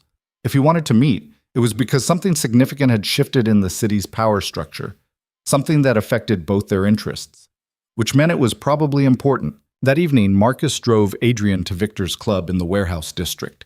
The place looked abandoned from outside, just another industrial building slowly decaying. Inside was a different story. Renovated luxury, leather and dark wood, and expensive liquor, the kind of place where deals got made and secrets got traded. Victor waited in a private booth near the back, vodka already poured. He stood when Adrian wheeled over, made a small gesture of respect. Adrian, you look better than last week. I'm harder to kill than people think. Victor laughed, genuine and loud. This is true. Sit, drink. We have things to discuss. The vodka was excellent, smooth, and cold. Adrian took a careful sip, waiting. Your brother, Victor began. He is making noise in Prague, telling people he's the new Varese, that you're finished. Let him talk. No one believes him. Not yet. But he's persistent, and he has Isabella with him, using her family connections. Victor leaned forward. Here is what you should know. Some of my associates, they are listening. Not committing, but listening, because they see you in wheelchair and they wonder. Wonder what? If the great Adrian Varese can still hold his empire from that chair. If maybe it's time for new leadership. Victor held up a hand before Adrian could respond. I tell them no. Tell them you are stronger now than before, that survival makes you dangerous. But not everyone listens to old Russian. Adrian absorbed this carefully. The question he'd been avoiding since the accident, laid out plainly. Could he maintain power while paralyzed, or would the empire slowly crumble as people lost faith? What do you suggest? Adrian asked. You need show of strength, something that reminds everyone why they fear you. Not violence, not yet. Something smarter. Like what? Victor smiled, sharp and knowing. You have been silent too long, hiding in your mansion, making phone calls. People need to see you. Need to remember that Adrian Varese does not hide, does not break, does not surrender. I've been recovering. You've been recovered enough for 3 weeks now, but still you stay away from meetings, from gatherings. This creates impression of weakness. Victor poured more vodka. There is summit next month, all major families discussing new territorial agreements. You should attend. Show them you're still player. Adrian knew about the summit. He'd been planning to send a representative, let someone else handle the politics while he worked behind scenes. But Victor was right. Absence sent a message whether he intended it or not. I'll be there, Adrian said. Good. And Adrian? Victor's expression turned serious. Watch your household. Not everyone close to you is loyal. There are whispers about information leaving your organization, finding its way to competitors. You have names? Suspicions only. But be careful. The snake who bites you might be one you're already feeding. They talked business for another hour, solidifying old agreements and establishing new ones. Victor was angling for expansion into the northern ports, territory Adrian controlled. They negotiated, compromised, found terms that benefited both. When Adrian finally left, his head was buzzing with more than vodka. Victor's warning about a traitor in his household echoed in his thoughts. Who had that kind of access? Who could be passing information? The obvious answer was his household staff, but they'd all been with him for years. Vetted, loyal, well compensated. Unless someone new had been placed, someone who seemed innocent. Adrian pushed the thought away before it could fully form. Not Lena. She was too genuine, too straightforward. But he'd been fooled before. By Isabella, by Lucian, by a dozen others who'd seemed trustworthy right up until they weren't. Trust no one. That had been his rule for years. But as Marcus drove him home through the dark city, Adrian wondered if maybe that rule had cost him more than it protected. The suspicion sat in Adrian's mind like poison, spreading slowly through every interaction. He watched Maria more carefully when she brought his coffee. Noticed how Jin's eyes tracked movement in the hallway. Questioned Marcus's every suggestion with new wariness. Everyone became a potential threat. Every conversation a possible trap. He hated it. Hated what years in this business had done to him, how it made him dissect kindness until he found the angle, the manipulation, the betrayal waiting underneath. 3 days after the meeting with Victor, Adrian set up cameras throughout the mansion, hidden, encrypted, recording everything. Marcus handled the installation, asking no questions because he knew better. If there was a snake in the house, Adrian would find it. Lena arrived for their afternoon session, looking tired, dark circles under her eyes that even makeup couldn't fully hide. She'd been back at her regular jobs for a week now, burning through double shifts again, saving every dollar even though Adrian had already arranged her tuition. "You look exhausted," Adrian said. "Long night. One of my patients at Valley Ridge passed away. Mrs. Kowalski. She was 93, had been declining for months, but it's still hard." Lena set down her equipment with less than her usual care. I held her hand at the end. Her family couldn't make it in time. "I'm sorry. Part of the job. Doesn't make it easier, though."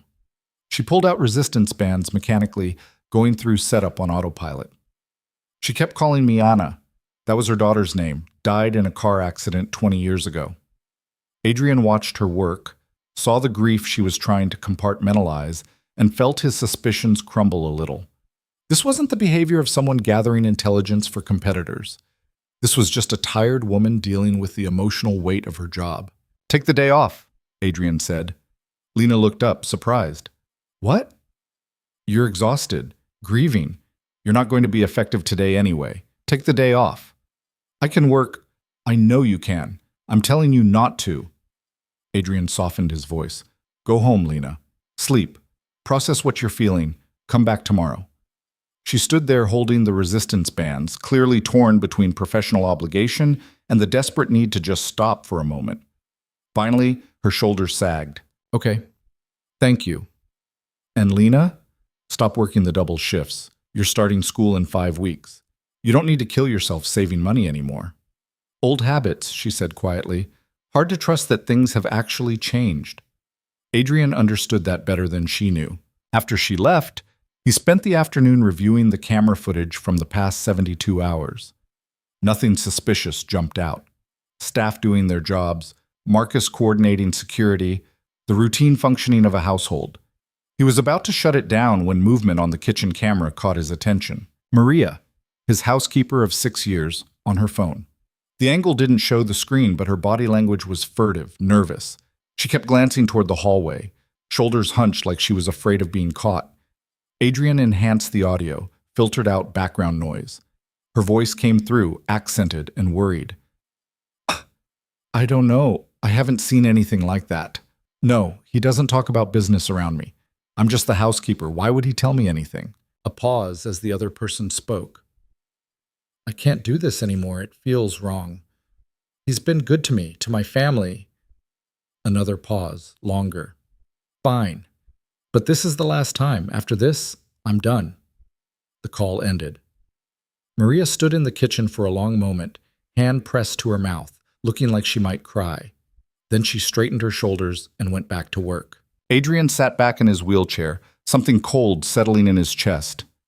Maria, who'd worked for him since before the empire really took off, who he'd helped when her son needed expensive medical treatment, who he trusted with his home, reporting to someone. He could have Marcus pick her up immediately, get answers through intimidation or worse. That was the standard play. But something about her obvious distress, her reluctance, made him pause. She'd said it felt wrong, said she was done after this. Maybe there was another approach. Adrian called Marcus. I need you to track Maria's phone. Find out who she's been calling, who's been calling her, but don't touch her yet. I want the full picture first. Boss, if she's the leak, then we handle it carefully. She's scared, Marcus. Someone has leverage on her. I want to know what and who. Marcus was silent for a moment. You're getting soft. I'm being strategic. There's a difference. But maybe Marcus was right. The old Adrian would have eliminated the problem immediately. No questions, no second thoughts. People betrayed you. You removed them. Simple. Clean. Effective. Except nothing about his life felt simple or clean anymore. The investigation took 2 days. Marcus came back with a file that told an ugly story. Maria's younger brother, Manuel, had gotten himself involved with a rival organization. Owed money he couldn't pay. They'd given him a choice: work it off by getting information from his sister or disappear permanently. So Maria had been feeding them scraps. Nothing major, just enough to keep her brother alive. Guest lists when Adrian had visitors. His approximate schedule, whether he seemed recovered or still struggling. Small details that individually meant little but added up to a useful picture. What do you want to do? Marcus asked. Adrian looked at the file, at the photos of Maria's terrified brother, at the recorded calls where she begged them to let her family go. She'd been protecting someone she loved. He understood that motivation, even if he couldn't forgive the betrayal. Bring Manuel in, Adrian said, quietly. Pay off his debt to the other organization, absorb the cost ourselves. Marcus raised his eyebrows. Just like that? Just like that. Then bring Maria to the library. I want to talk to her. An hour later, Maria stood in front of his desk, hands clasped so tightly her knuckles were white. She wouldn't meet his eyes, just stared at the floor with the expression of someone waiting for execution. How long have you known? She asked quietly. A few days, long enough to find your brother and clear his debt. Her head snapped up. What? Manuel's debt is paid. He's safe. They won't come after him anymore. Adrian kept his voice even. You should have told me, Maria. I would have helped. Tears streamed down her face. I was afraid. They said if I told anyone, if I went to you, they'd kill him. I didn't know what to do. So you gave them information about me instead. Little things. Nothing that would hurt you, I swear. Just enough to keep them satisfied. She wiped her eyes roughly. I'm sorry, Mr. Verrace. I'm so sorry. I'll leave. I'll go right now. Just please don't hurt my brother.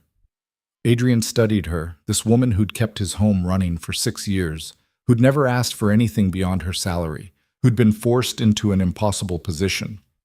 You're not fired, he said. Maria stared at him. What? You made a mistake. An understandable one under the circumstances. But it's over now. Your brother's safe, the debt's clear, you have no reason to report to them anymore. But I betrayed you. You protected your family.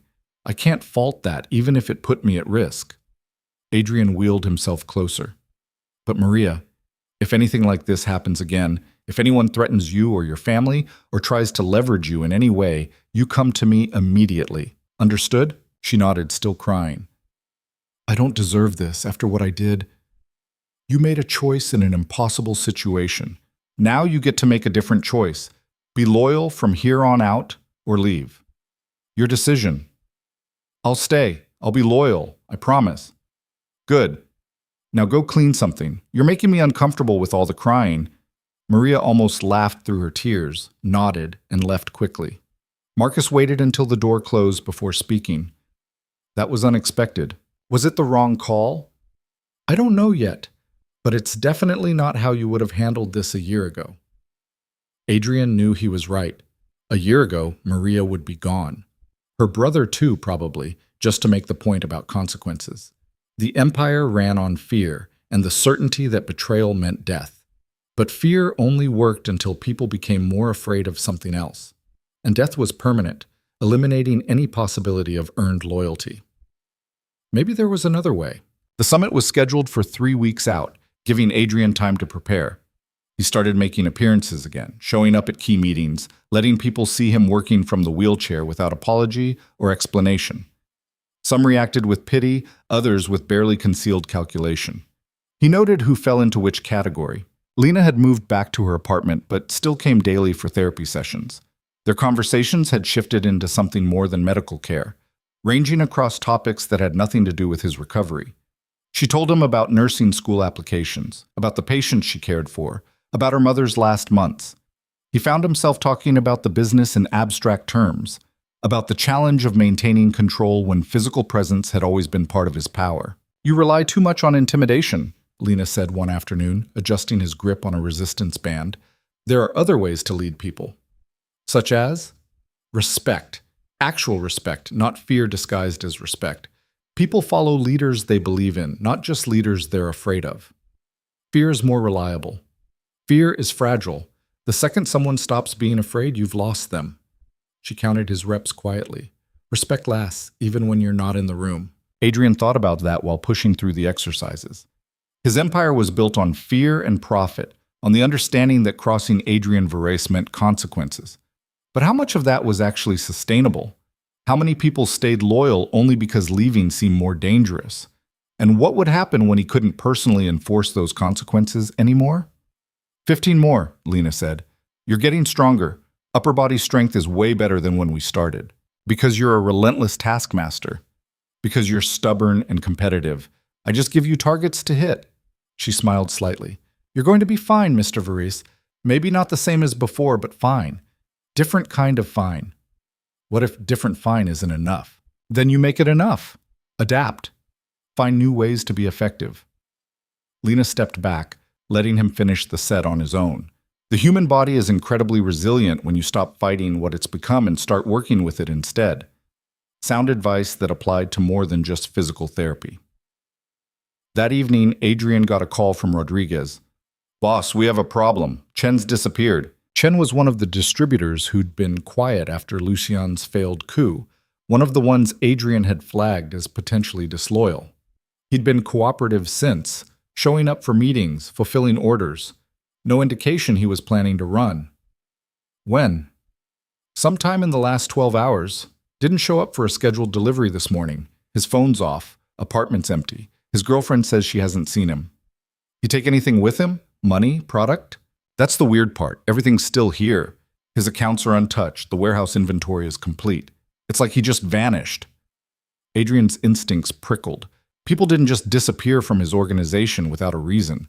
Either Chen was running from something, or someone had taken him. "Find him," Adrian ordered. "Quietly. And find out who he talked to in the last week." Rodriguez promised to report back and hung up. Adrian sat in the library as darkness fell over the ocean, turning the problem over in his mind. Chen's disappearance coming right before the summit felt too convenient to be coincidence. His phone rang again. Victor. "Adrian, have you heard about Chen?" "Just did. You know something?" "Rumors. He was seen meeting with representatives from the Santiago cartel 2 days ago. They've been trying to expand into your territory for months." The Santiago cartel was aggressive and ambitious, relatively new players trying to establish themselves through force and intimidation. Adrian had been keeping them at a distance, making it clear that the West Coast wasn't available for their expansion. But if they'd managed to turn Chen— "You think he sold out?" Adrian asked. "I think someone made him an offer that looked better than staying loyal to a boss in a wheelchair." There was no malice in Victor's voice, just blunt assessment. The reality Adrian had been avoiding since the accident laid out plainly. "If Chen's with Santiago, they'll use him to access your distribution network," Victor continued.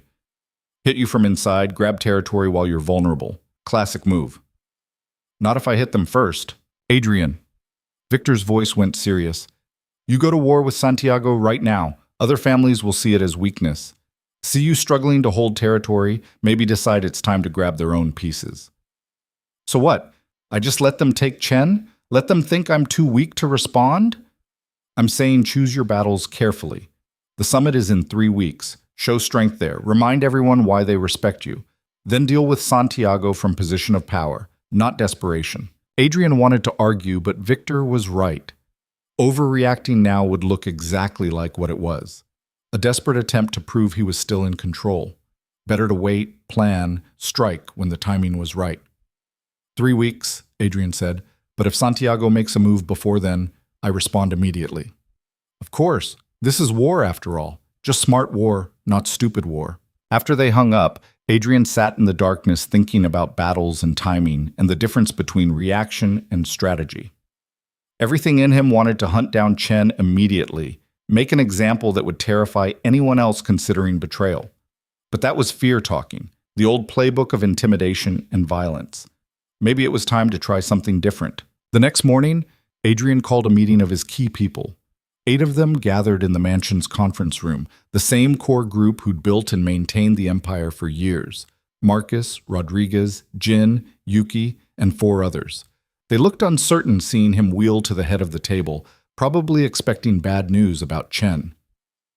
I want to talk about the future, Adrian began. Not just dealing with immediate threats, but where this organization goes from here. Confused glances around the table.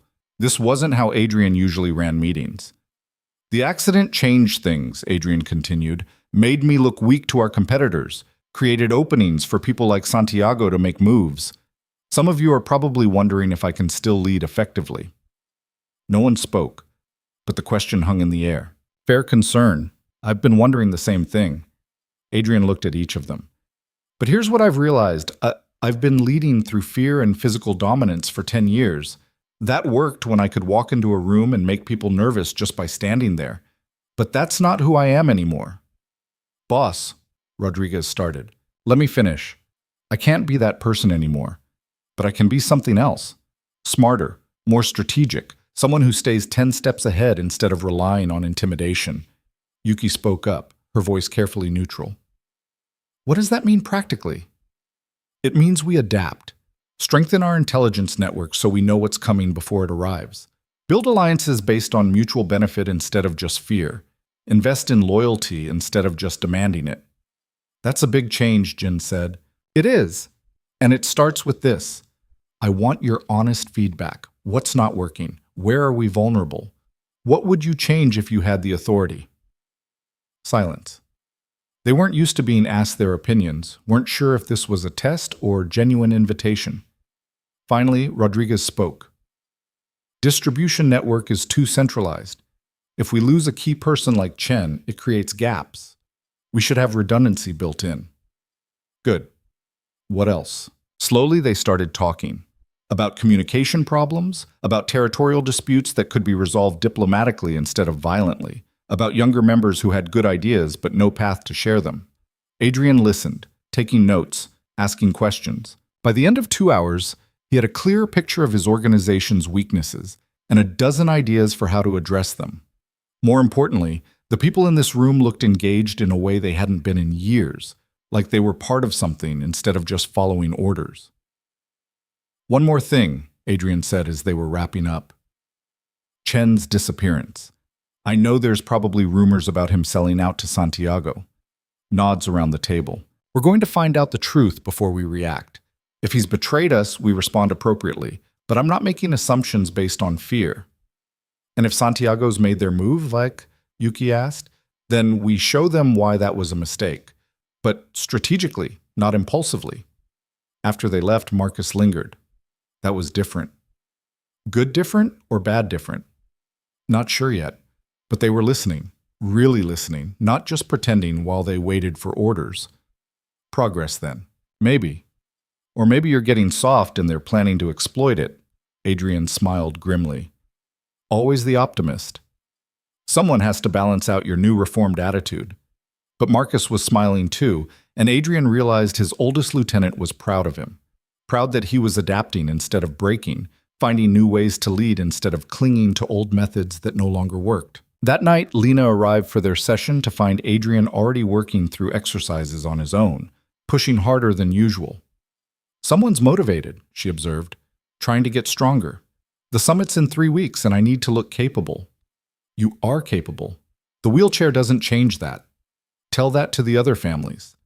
Lena watched him work for a moment, then said quietly, You know what I notice about you? What? You've survived something that would have destroyed most people. You've adapted, learned new ways to do your job, Kept your entire organization running despite massive physical trauma. That's not weakness, Mr. Varese. That's extraordinary strength. Adrian stopped mid-exercise, looking at her. You really believe that? Of course I do. I've watched you push through pain that would have most people begging for morphine. I've seen you work 16-hour days from a wheelchair when you could barely stay conscious. You're one of the strongest people I've ever met. Something in Adrian's chest loosened hearing those words. He'd been so focused on what he'd lost, his ability to walk, to physically intimidate, to command a room through presence alone, that he'd missed what he'd gained: resilience, adaptability, a different kind of power. Thank you, he said quietly. Lena just nodded and helped him through the rest of the session. They worked in comfortable silence, the kind that came from months of spending time together, learning each other's rhythms. When they finished, Lena packed up her equipment but didn't immediately leave. She seemed to be working up to saying something. Just ask, Adrian said. The summit you mentioned, that's the big meeting with all the crime families? Yes. Why? Because I've been thinking about what you said, about needing to look capable, commanding respect from a wheelchair. Lena met his eyes. What if you brought me? Adrian blinked. What? Not as your nurse, as your, I don't know, assistant, consultant, someone competent at your side who clearly respects you, who treats you as an equal. She spoke quickly, like she'd rehearsed this. People see a man in a wheelchair alone and they see weakness, but a man in a wheelchair with a capable professional supporting him? That looks like smart resource management. Lena, these meetings are dangerous. The people there are criminals. I know, but I'm not asking to be involved in your business. I'm offering to help you project strength. There's a difference. Adrian considered it. Showing up to the summit alone would reinforce the image of isolation, of a king losing his grip. But arriving with someone clearly in a supportive role, someone who treated him with respect instead of pity or fear, that sent a different message. It could put you at risk, Adrian said. So does crossing the street. I can handle risk. These aren't theoretical risks. These are people who've killed for less than looking at them wrong. Then I won't look at them wrong. Lena smiled slightly. I'm tougher than I look, Mr. Varese, and I think I can help. Let me. Adrian studied her, this small woman with her quiet determination, and made a decision that probably broke a dozen of his own rules about keeping personal and professional separate. Okay, but you stay close to me at all times. You don't engage unless I say so. And if anything goes wrong, Marcus gets you out immediately. Deal. She left looking pleased with herself, and Adrian sat alone wondering if he'd just made a brilliant strategic decision or a terrible mistake. Probably both. The next 2 weeks passed in a blur of preparation. Adrian met with allies, shored up loyalties, made sure everyone knew he'd be attending the summit personally. Word spread quickly. The wheelchair-bound king was coming out of hiding. Chen turned up 4 days before the summit, his body found in a warehouse with Santiago cartel markings all over the scene. They'd killed him after he'd given them whatever information they wanted, made it look like Adrian's people had done it to send a message. Sloppy work. Insulting, really. Adrian had Marcus leak word that Chen had been a traitor who'd gotten exactly what he deserved. Let Santiago think their provocation had worked, that Adrian was rattled and reactive. They'd learned different at the summit. The morning of the meeting, Adrian dressed in his best suit, the charcoal one that had been tailored before the accident and somehow still fit despite the weight loss. He looked at himself in the mirror, this man in expensive fabric and a wheelchair, scars visible on his hands from the crash, exhaustion permanent in his eyes, and barely recognized himself. But there was something new there too, something harder and clearer than the man who'd driven off that cliff 3 months ago. He'd survived. He'd adapted. He'd learned to lead without relying on the physical dominance that had defined him for so long. That had to count for something. Lena arrived precisely on time, dressed professionally in dark slacks and a crisp white shirt.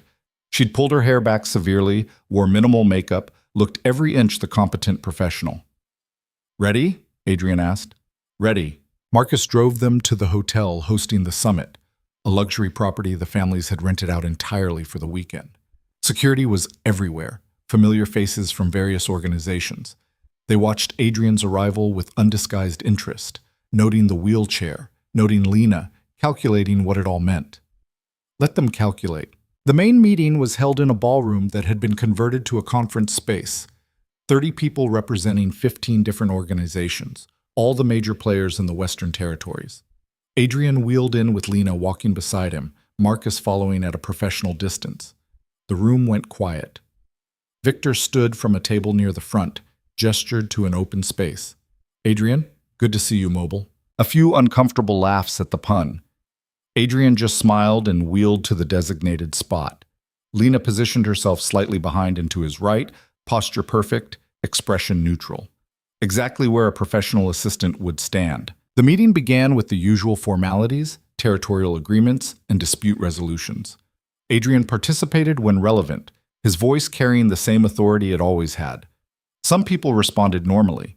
Others kept glancing at the wheelchair, at Lena, trying to figure out the power dynamic. Then Santiago's representatives brought up Chen.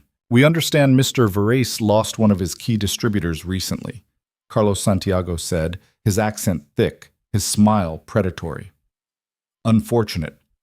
These things happen when leadership is distracted.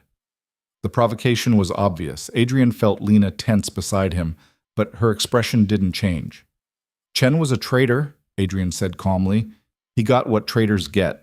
Nothing unfortunate about it, of course. But it does raise questions about stability, about whether certain territories are being properly managed. My territories are fine, Carlos. But if you're concerned about proper management, we should talk about your operation in Phoenix. The one that's hemorrhaging money because you're too busy expanding to notice your own people stealing from you. Carlos's smile froze. Around the room, people shifted with interest. Adrian had done his homework, knew exactly where Santiago was vulnerable. That's a baseless accusation, Carlos said. Is it? Because I have documentation. Names, amounts, dates. Your finance guy, Miguel? He's been skimming for 6 months. About 200,000 so far. Adrian kept his voice conversational. I'd offer to share the details, but I'm guessing you'd rather handle that internally. The room stayed silent. Carlos looked like he wanted to reach across the table and strangle Adrian, but doing so in front of 15 other families would be suicide. Instead, he sat back, smile gone, calculation in his eyes. Information like that, Carlos said slowly. Where would you get it? I'm in a wheelchair, not dead. My intelligence network works fine. Adrian met his eyes. Actually, it works better than fine. Turns out when you can't physically chase down every problem, you get very good at staying informed. Victor laughed, genuine and loud. This is why I like you, Adrian. Even broken, still dangerous. Not broken, Lena said quietly. Adapted. Every eye in the room turned to her. She didn't flinch, just stood there with calm professionalism. And you are? Carlos asked. Lena Chen, Mr. Varese's medical consultant. Medical consultant, Carlos said it mockingly. Pretty young for such an important role. Pretty qualified, actually, but thank you for your concern. Adrian had to work not to smile. Lena had just shut down one of the most dangerous men in the room with perfect politeness.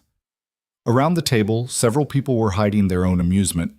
The meeting continued for another 3 hours, covering everything from shipping routes to jurisdictional boundaries to coordinated responses to law enforcement pressure. Adrian participated fully, demonstrating that his mind was as sharp as ever, that the wheelchair didn't diminish his strategic value. By the time they broke for dinner, the room's energy had shifted. People were no longer looking at him with pity or calculation. They were looking at him with the same wary respect they'd always shown. During the break, Victor approached. You made your point. The wheelchair doesn't matter. It matters, Adrian said, but it doesn't define everything. True. And bringing the girl, that was smart. Shows confidence. Victor glanced at Lena, who was standing with Marcus, both of them watching the room. She's loyal. Completely. Good. Loyalty is rare. Victor lowered his voice. Santiago is angry. Watch yourself with him. I'm always watching. The rest of the summit passed without incident. Agreements were made, territories confirmed, disputes resolved. When it ended, Adrian had successfully re-established his position among the families, not despite the wheelchair, but alongside it. A new kind of power dynamic that relied on intelligence and strategy instead of physical intimidation. On the drive home, Lena was quiet, processing everything she'd witnessed. "You okay?" Adrian asked. "That was intense. I've never seen anything like that." "Welcome to my world. Your world is terrifying."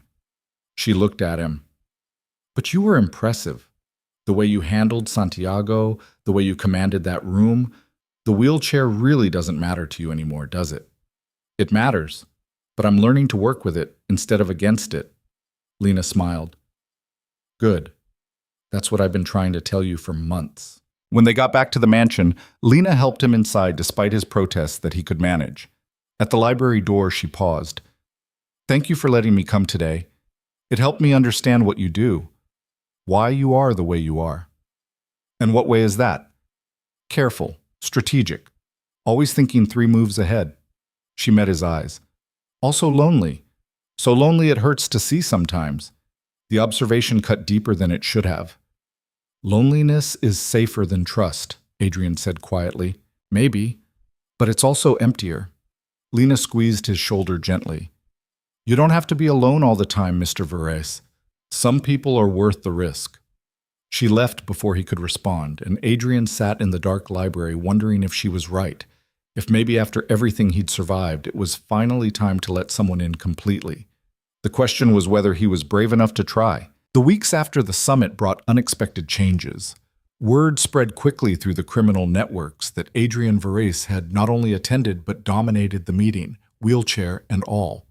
Carlos Santiago's intelligence leak about his own organization had proven accurate, leading to internal purges that weakened Santiago's position considerably.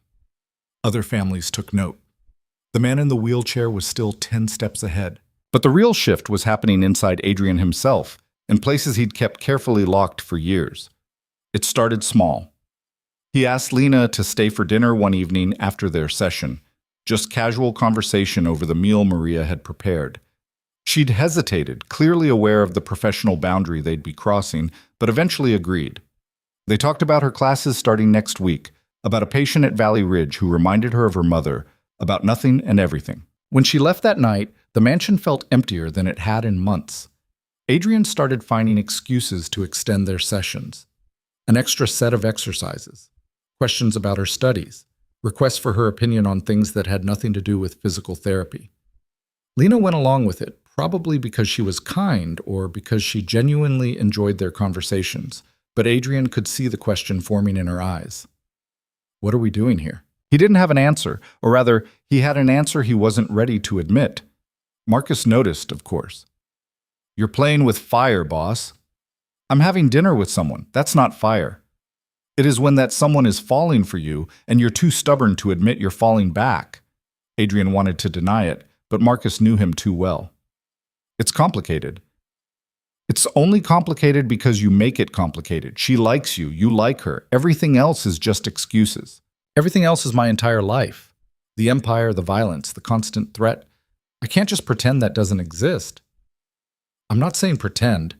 I'm saying be honest. With her and with yourself. Marcus leaned against the desk. You've survived everything they threw at you, Adrian. Don't let fear of being happy be the thing that finally breaks you. The conversation stayed with Adrian for days, circling in his mind during meetings and late-night work sessions.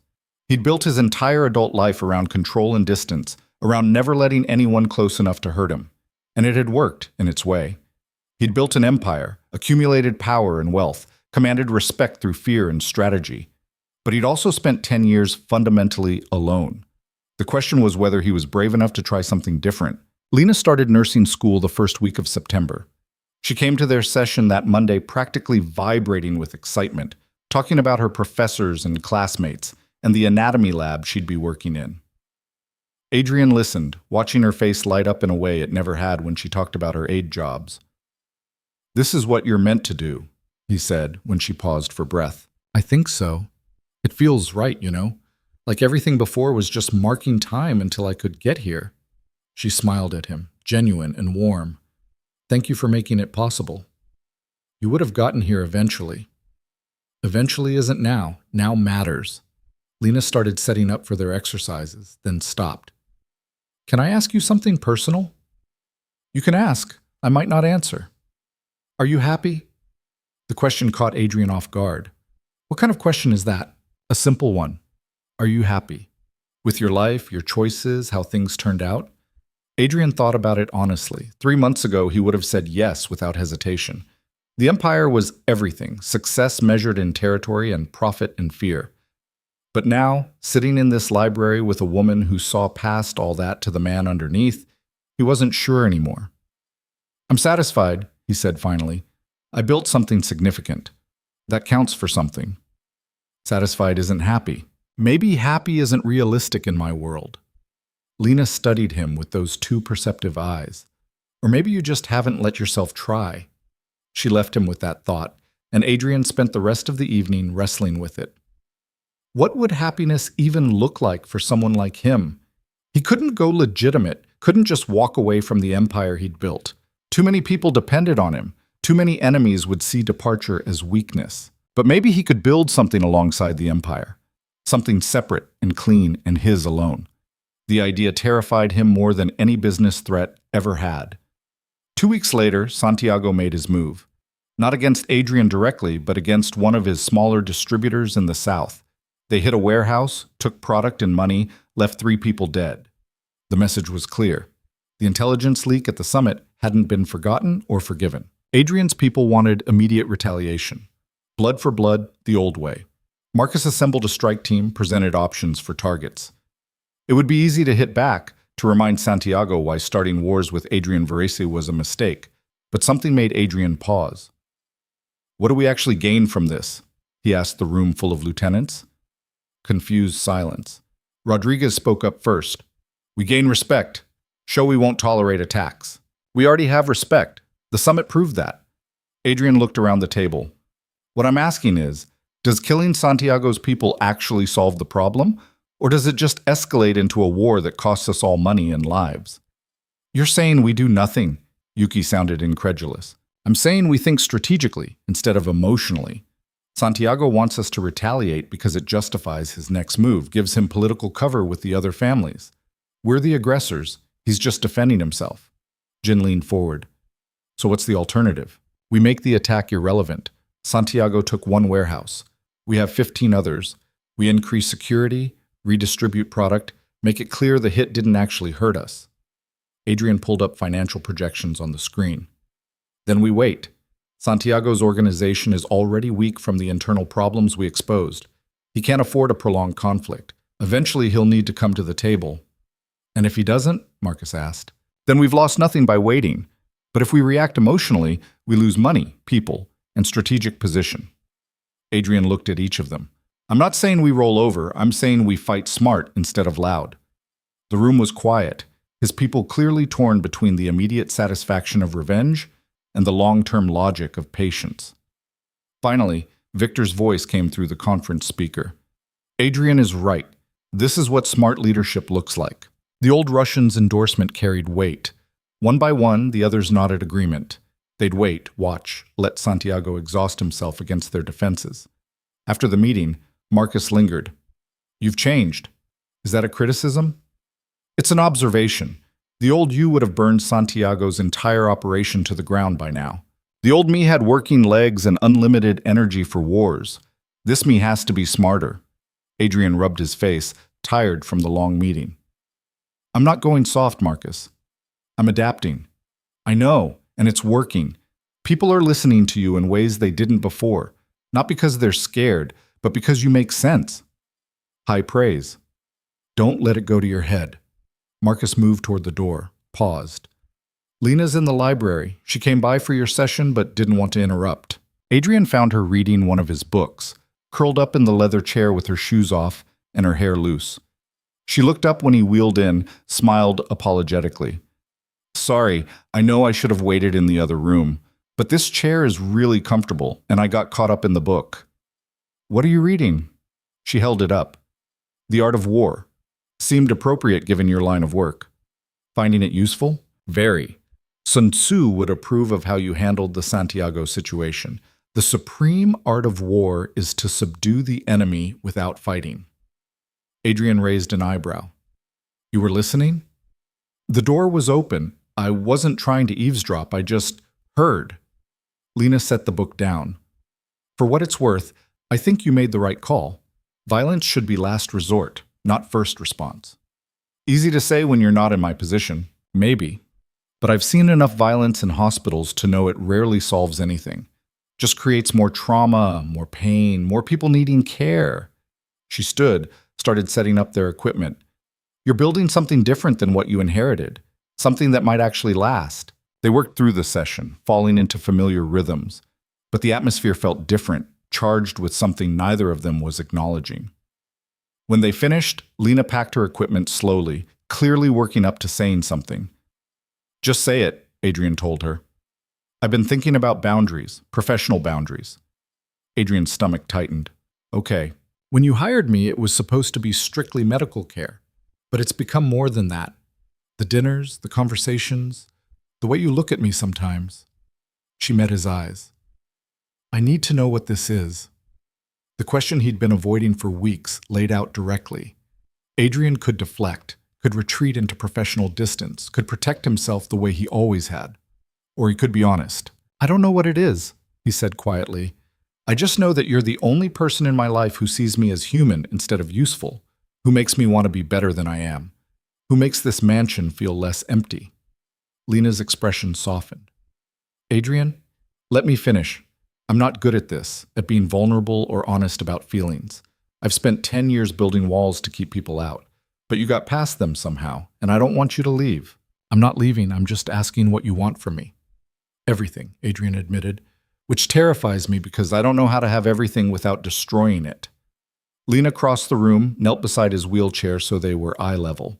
What if we just start with something simple? Dinner, actual dinner, not therapy session dinner. Just two people spending time together. A date, if you want to call it that.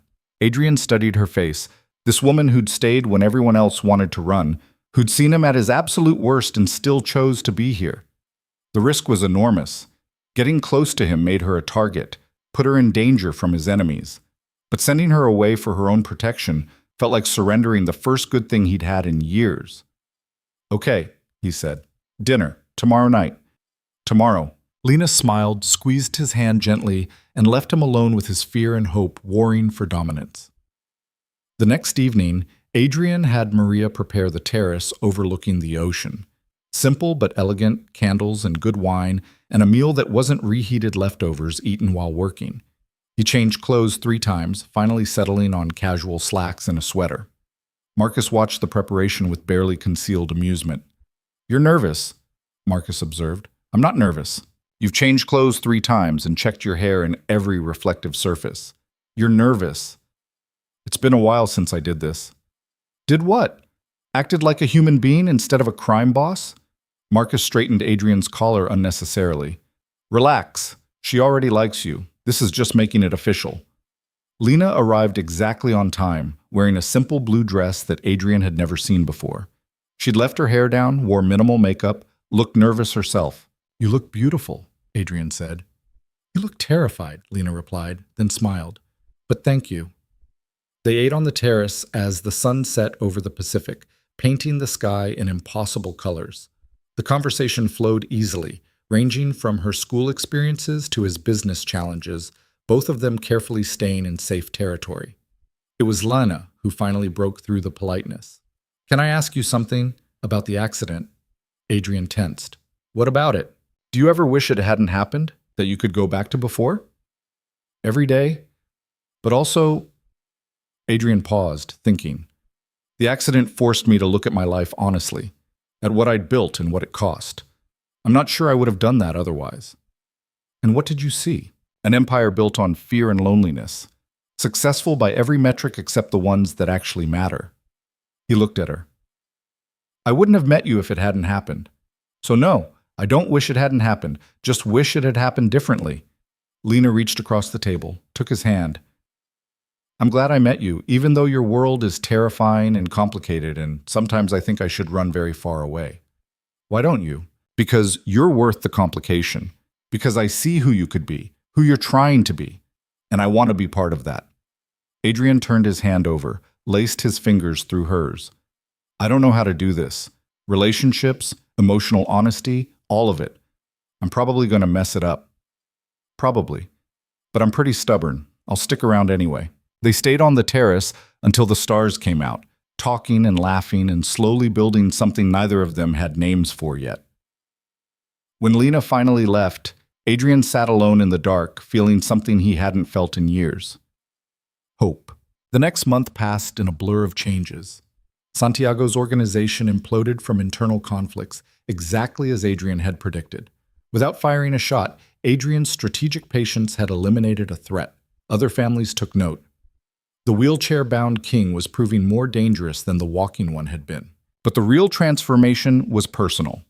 Adrian and Lena fell into a relationship that was equal parts romance and partnership, navigating the complexity of his world together. She attended family events when appropriate, stayed carefully distant from business when necessary. His people accepted her presence with varying degrees of comfort, but they respected her because Adrian clearly did. Marcus pulled him aside one evening 6 weeks into the relationship. "You're different, happier." "Is that a problem?" "Not for me. But some of the old guard are nervous. They think she's softening you, making you weak." "Let them think it. Underestimating me has always been their mistake." Adrian watched Lena through the window, deep in conversation with Maria about something that had them both laughing. "She makes me better, Marcus. Stronger in ways that matter. I know, I'm just warning you that not everyone sees it that way." The warning proved prescient 2 weeks later when Rodriguez approached Adrian with information about a planned coup. Not from outside the organization, but from within. 3 of his oldest lieutenants, concerned that his relationship with Lena was compromising his judgment, planning to force him out. "When?" Adrian asked, his voice cold. "Next board meeting. They're going to call for a vote, try to install Chen as interim leader." The old rage flared, hot and familiar. These people he'd trusted, promoted, enriched, now turning against him because he dared to be happy. Part of him wanted to crush them immediately, make brutal examples. But that was the old thinking, the reactive violence that had defined his earlier reign. "Set up a meeting," Adrian said. "Just me and the 3 of them. Tomorrow." The meeting happened in the warehouse, neutral territory. The 3 lieutenants arrived looking confident, probably expecting Adrian to try negotiation or threats. Instead, he had documentation waiting. Financial records showing their own corruption, skimming profits for years. Enough evidence to justify immediate removal, or worse. "Gentlemen," Adrian began calmly, "you think I've gone soft because I'm happy, that loving someone makes me weak. But here's what you're missing. The old me was so busy being feared that I missed things, important things, like how you've been stealing from me." He slid the folders across the table. They opened them, faces draining of color. "I could end you for this," Adrian continued, "but I'm going to give you the same choice I gave my brother. Leave, tonight. Take what you've managed to hide and disappear, or stay and face consequences you won't enjoy." "You can't just," one started. "I can do whatever I want. This is my empire, built with my blood and strategy. You were useful once. Now you're liabilities." Adrian's voice went hard. "You have 2 hours to decide. Choose wisely." They chose to run. By morning, all 3 were gone, their positions filled by people who understood that Adrian's happiness didn't mean weakness. It meant he was finally thinking clearly. The incident should have been a warning to be more careful, to protect himself better. Instead, it convinced Adrian of the opposite. Life was too short and too uncertain to keep building walls. 3 months into their relationship, on a clear December evening, Adrian asked Lena to meet him at the cliff where his car had gone over. She arrived looking confused and concerned, clearly worried he was having some kind of breakdown. "Why are we here?" she asked. Adrian looked out at the ocean, at the rocks where he'd almost died. "This is where everything changed, where the old life ended and something new became possible." "Adrian, let me say this before I lose my nerve." He turned to face her fully. "I've spent my entire adult life believing that love was weakness, that caring about someone gave them power to destroy you. And I was right, technically. Loving you makes me vulnerable in ways I've never been before." Lena's eyes filled with tears. "But it also makes me stronger, braver, better. You saw me when I was broken and treated me like I still mattered. You've stayed through every complication and danger. You've made me want to build something worth having instead of just something worth fearing." "Where are you going with this?" Adrian pulled out a small box, opened it to reveal a simple ring. Not ostentatious, just a single diamond that caught the moonlight. I'm going somewhere I never thought I'd go. I'm asking you to marry me. To build a life with me that's more than just survival. To be my partner in everything." Lena stared at the ring, at him, tears streaming down her face now. "Your world is dangerous. Your enemies would target me. We'd have to be constantly careful." "I know. And I'm asking anyway because you're worth the risk, worth changing everything for." "You're sure? Because once we do this, there's no going back to safe distance." "I'm terrified," Adrian admitted, "but I'm also more sure of this than anything else in my life. So yes, I'm sure." Lena laughed through her tears, nodded. "Yes, yes, of course, yes." Adrian slid the ring onto her finger with shaking hands, pulled her close, kissed her with everything he'd been holding back for months. She tasted like tears and hope and the future he'd never let himself imagine. When they finally pulled apart, Lena was smiling wider than he'd ever seen. "Your people are going to lose their minds. Let them. I'm done living my life for other people's approval." The engagement announcement did cause chaos. Half the organization celebrated, the other half worried. Marcus just grinned and said he'd called it months ago.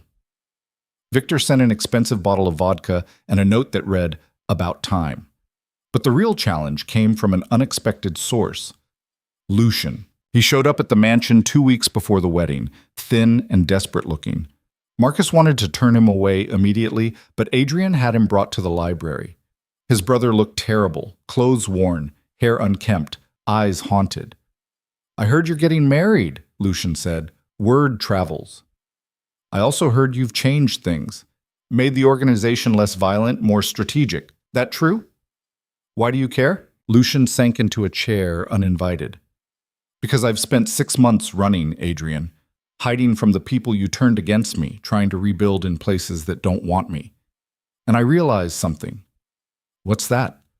"I didn't want your empire. I wanted your respect, your acknowledgement that I mattered." Lucian looked at him directly. "I tried to kill you for attention. How pathetic is that?" Adrian studied his brother, seeing genuine regret for the first time. "What do you want, Lucian?" "Forgiveness, probably. But I know I don't deserve that. So I'll settle for you knowing I'm sorry, for all of it. The break lines, the betrayal, Isabella. All of it. Isabella's married to someone else now. Heard she's miserable. Good. She deserves it." Lucian stood. "I'm leaving the country, going to Australia, starting over completely. But I wanted to see you first, tell you I was wrong." Adrian could have him killed, could have Marcus handle it quietly, eliminate the threat permanently. But looking at his broken brother, Adrian saw only a cautionary tale about what happened when you let jealousy consume you. "You get one chance, Lucian, one life to build something worth having. Don't waste it trying to be me." Lucian nodded, understanding the dismissal and the mercy both. "Congratulations on the wedding. I hope she makes you happy." "She does." After Lucian left, Lena found Adrian in the library. "You let him go." "I did." "Why?" "Because revenge stops mattering when you have something better to focus on." Adrian pulled her into his lap, wrapped his arms around her. "He tried to kill me and failed. I survived, adapted, found you. That's victory enough." The wedding happened on a Saturday in January, small and private, just close friends and family. Not the massive political event Isabella's would have been, but something real and meaningful. Lena wore a simple white dress. Adrian wore his best suit. Victor gave her away since her own father was long gone. Marcus served as best man and spent the entire ceremony looking proud. When Adrian wheeled down the aisle to meet Lena at the altar, he felt none of the shame or frustration about the wheelchair he'd carried for months. It was just part of him now, part of his story, the thing that had broken him and rebuilt him stronger. They exchanged vows with shaking voices and steady hands, promising partnership and honesty, and the courage to keep building something good, even in a complicated world. When the officiant pronounced them married, Lena leaned down and kissed him like they were the only two people in existence. The reception was held at the mansion, good food and better company. Adrian's people mingled with Lena's nursing school friends, two worlds colliding more smoothly than he'd expected. He watched his wife, laughing with Maria, and felt something settle in his chest. This was what happiness looked like, messy and complicated and absolutely worth fighting for. Late in the evening, Victor found him on the terrace. "You did good, Adrian. Thanks for coming. Wouldn't miss it." This is history, you know. The great Adrian Varese, finally human. Victor sipped his vodka thoughtfully. Your father would be proud. My father would think I'd gone soft. Your father was good man trapped in bad business. He would understand that finding happiness in this world is victory, not weakness. After the guests left, Adrian and Lena sat on the terrace watching the ocean. She'd kicked off her heels, was leaning against him, completely relaxed. So now what? She asked. Now we build the life we want. You finish nursing school, become the incredible nurse I know you'll be. I run the empire, but differently, smarter. We figure it out together. Sounds perfect. Sounds terrifying, Lena laughed. Same thing, and maybe it was. Maybe perfect and terrifying were just two sides of the same coin. The price of actually living instead of just surviving. Adrian looked out at the cliff where his car had gone over, where he'd almost died, where the old life had ended. He thought that night was the worst thing that could happen to him, but it had led here, to this moment, to this woman beside him who'd stayed when she could have run. The greatest victory wasn't reclaiming his empire after the accident. It was discovering that power came in forms he'd never considered, in vulnerability and partnership and the courage to let someone matter more than control. Lena had seen him broken and chose to help him heal, had seen his world of violence and chose to stay anyway, had looked at the man inside the wheelchair and the criminal empire and decided he was worth loving. That was the real miracle. Not that he'd survived the crash, but that he'd survived what came after and built something worth surviving for. I love you, Adrian said quietly. I love you too. Lena squeezed his hand. And I'm not going anywhere. Under the stars, with the ocean crashing against the rocks below, Adrian Varese finally let himself believe in something more powerful than fear or control or revenge. He believed in second chances, in transformation, in the possibility that even people who'd spent years building walls could learn to tear them down. Most of all, he believed in the woman beside him, who'd shown him that the strongest thing he could do was let himself be human. The wheelchair that had seemed like the end of everything had actually been the beginning of understanding that real power wasn't about domination or fear. It was about choosing who you became after the world tried to break you. Adrian had chosen to become someone worthy of Lena's love, someone who led with strategy instead of violence, someone who understood that the greatest empire was the one you built in your own heart. And as they sat together in the darkness, planning the future they'd face as partners, Adrian realized something fundamental had changed. He wasn't afraid anymore. Not of his enemies, not of his limitations, not of the vulnerability that came with loving someone completely. He was just alive. Fully, completely, messily alive, in a way he'd never let himself be before. That was the real victory. Not power or control or revenge, but the simple courage to be human in a world that rewarded cruelty. And it was enough. More than enough. It was everything.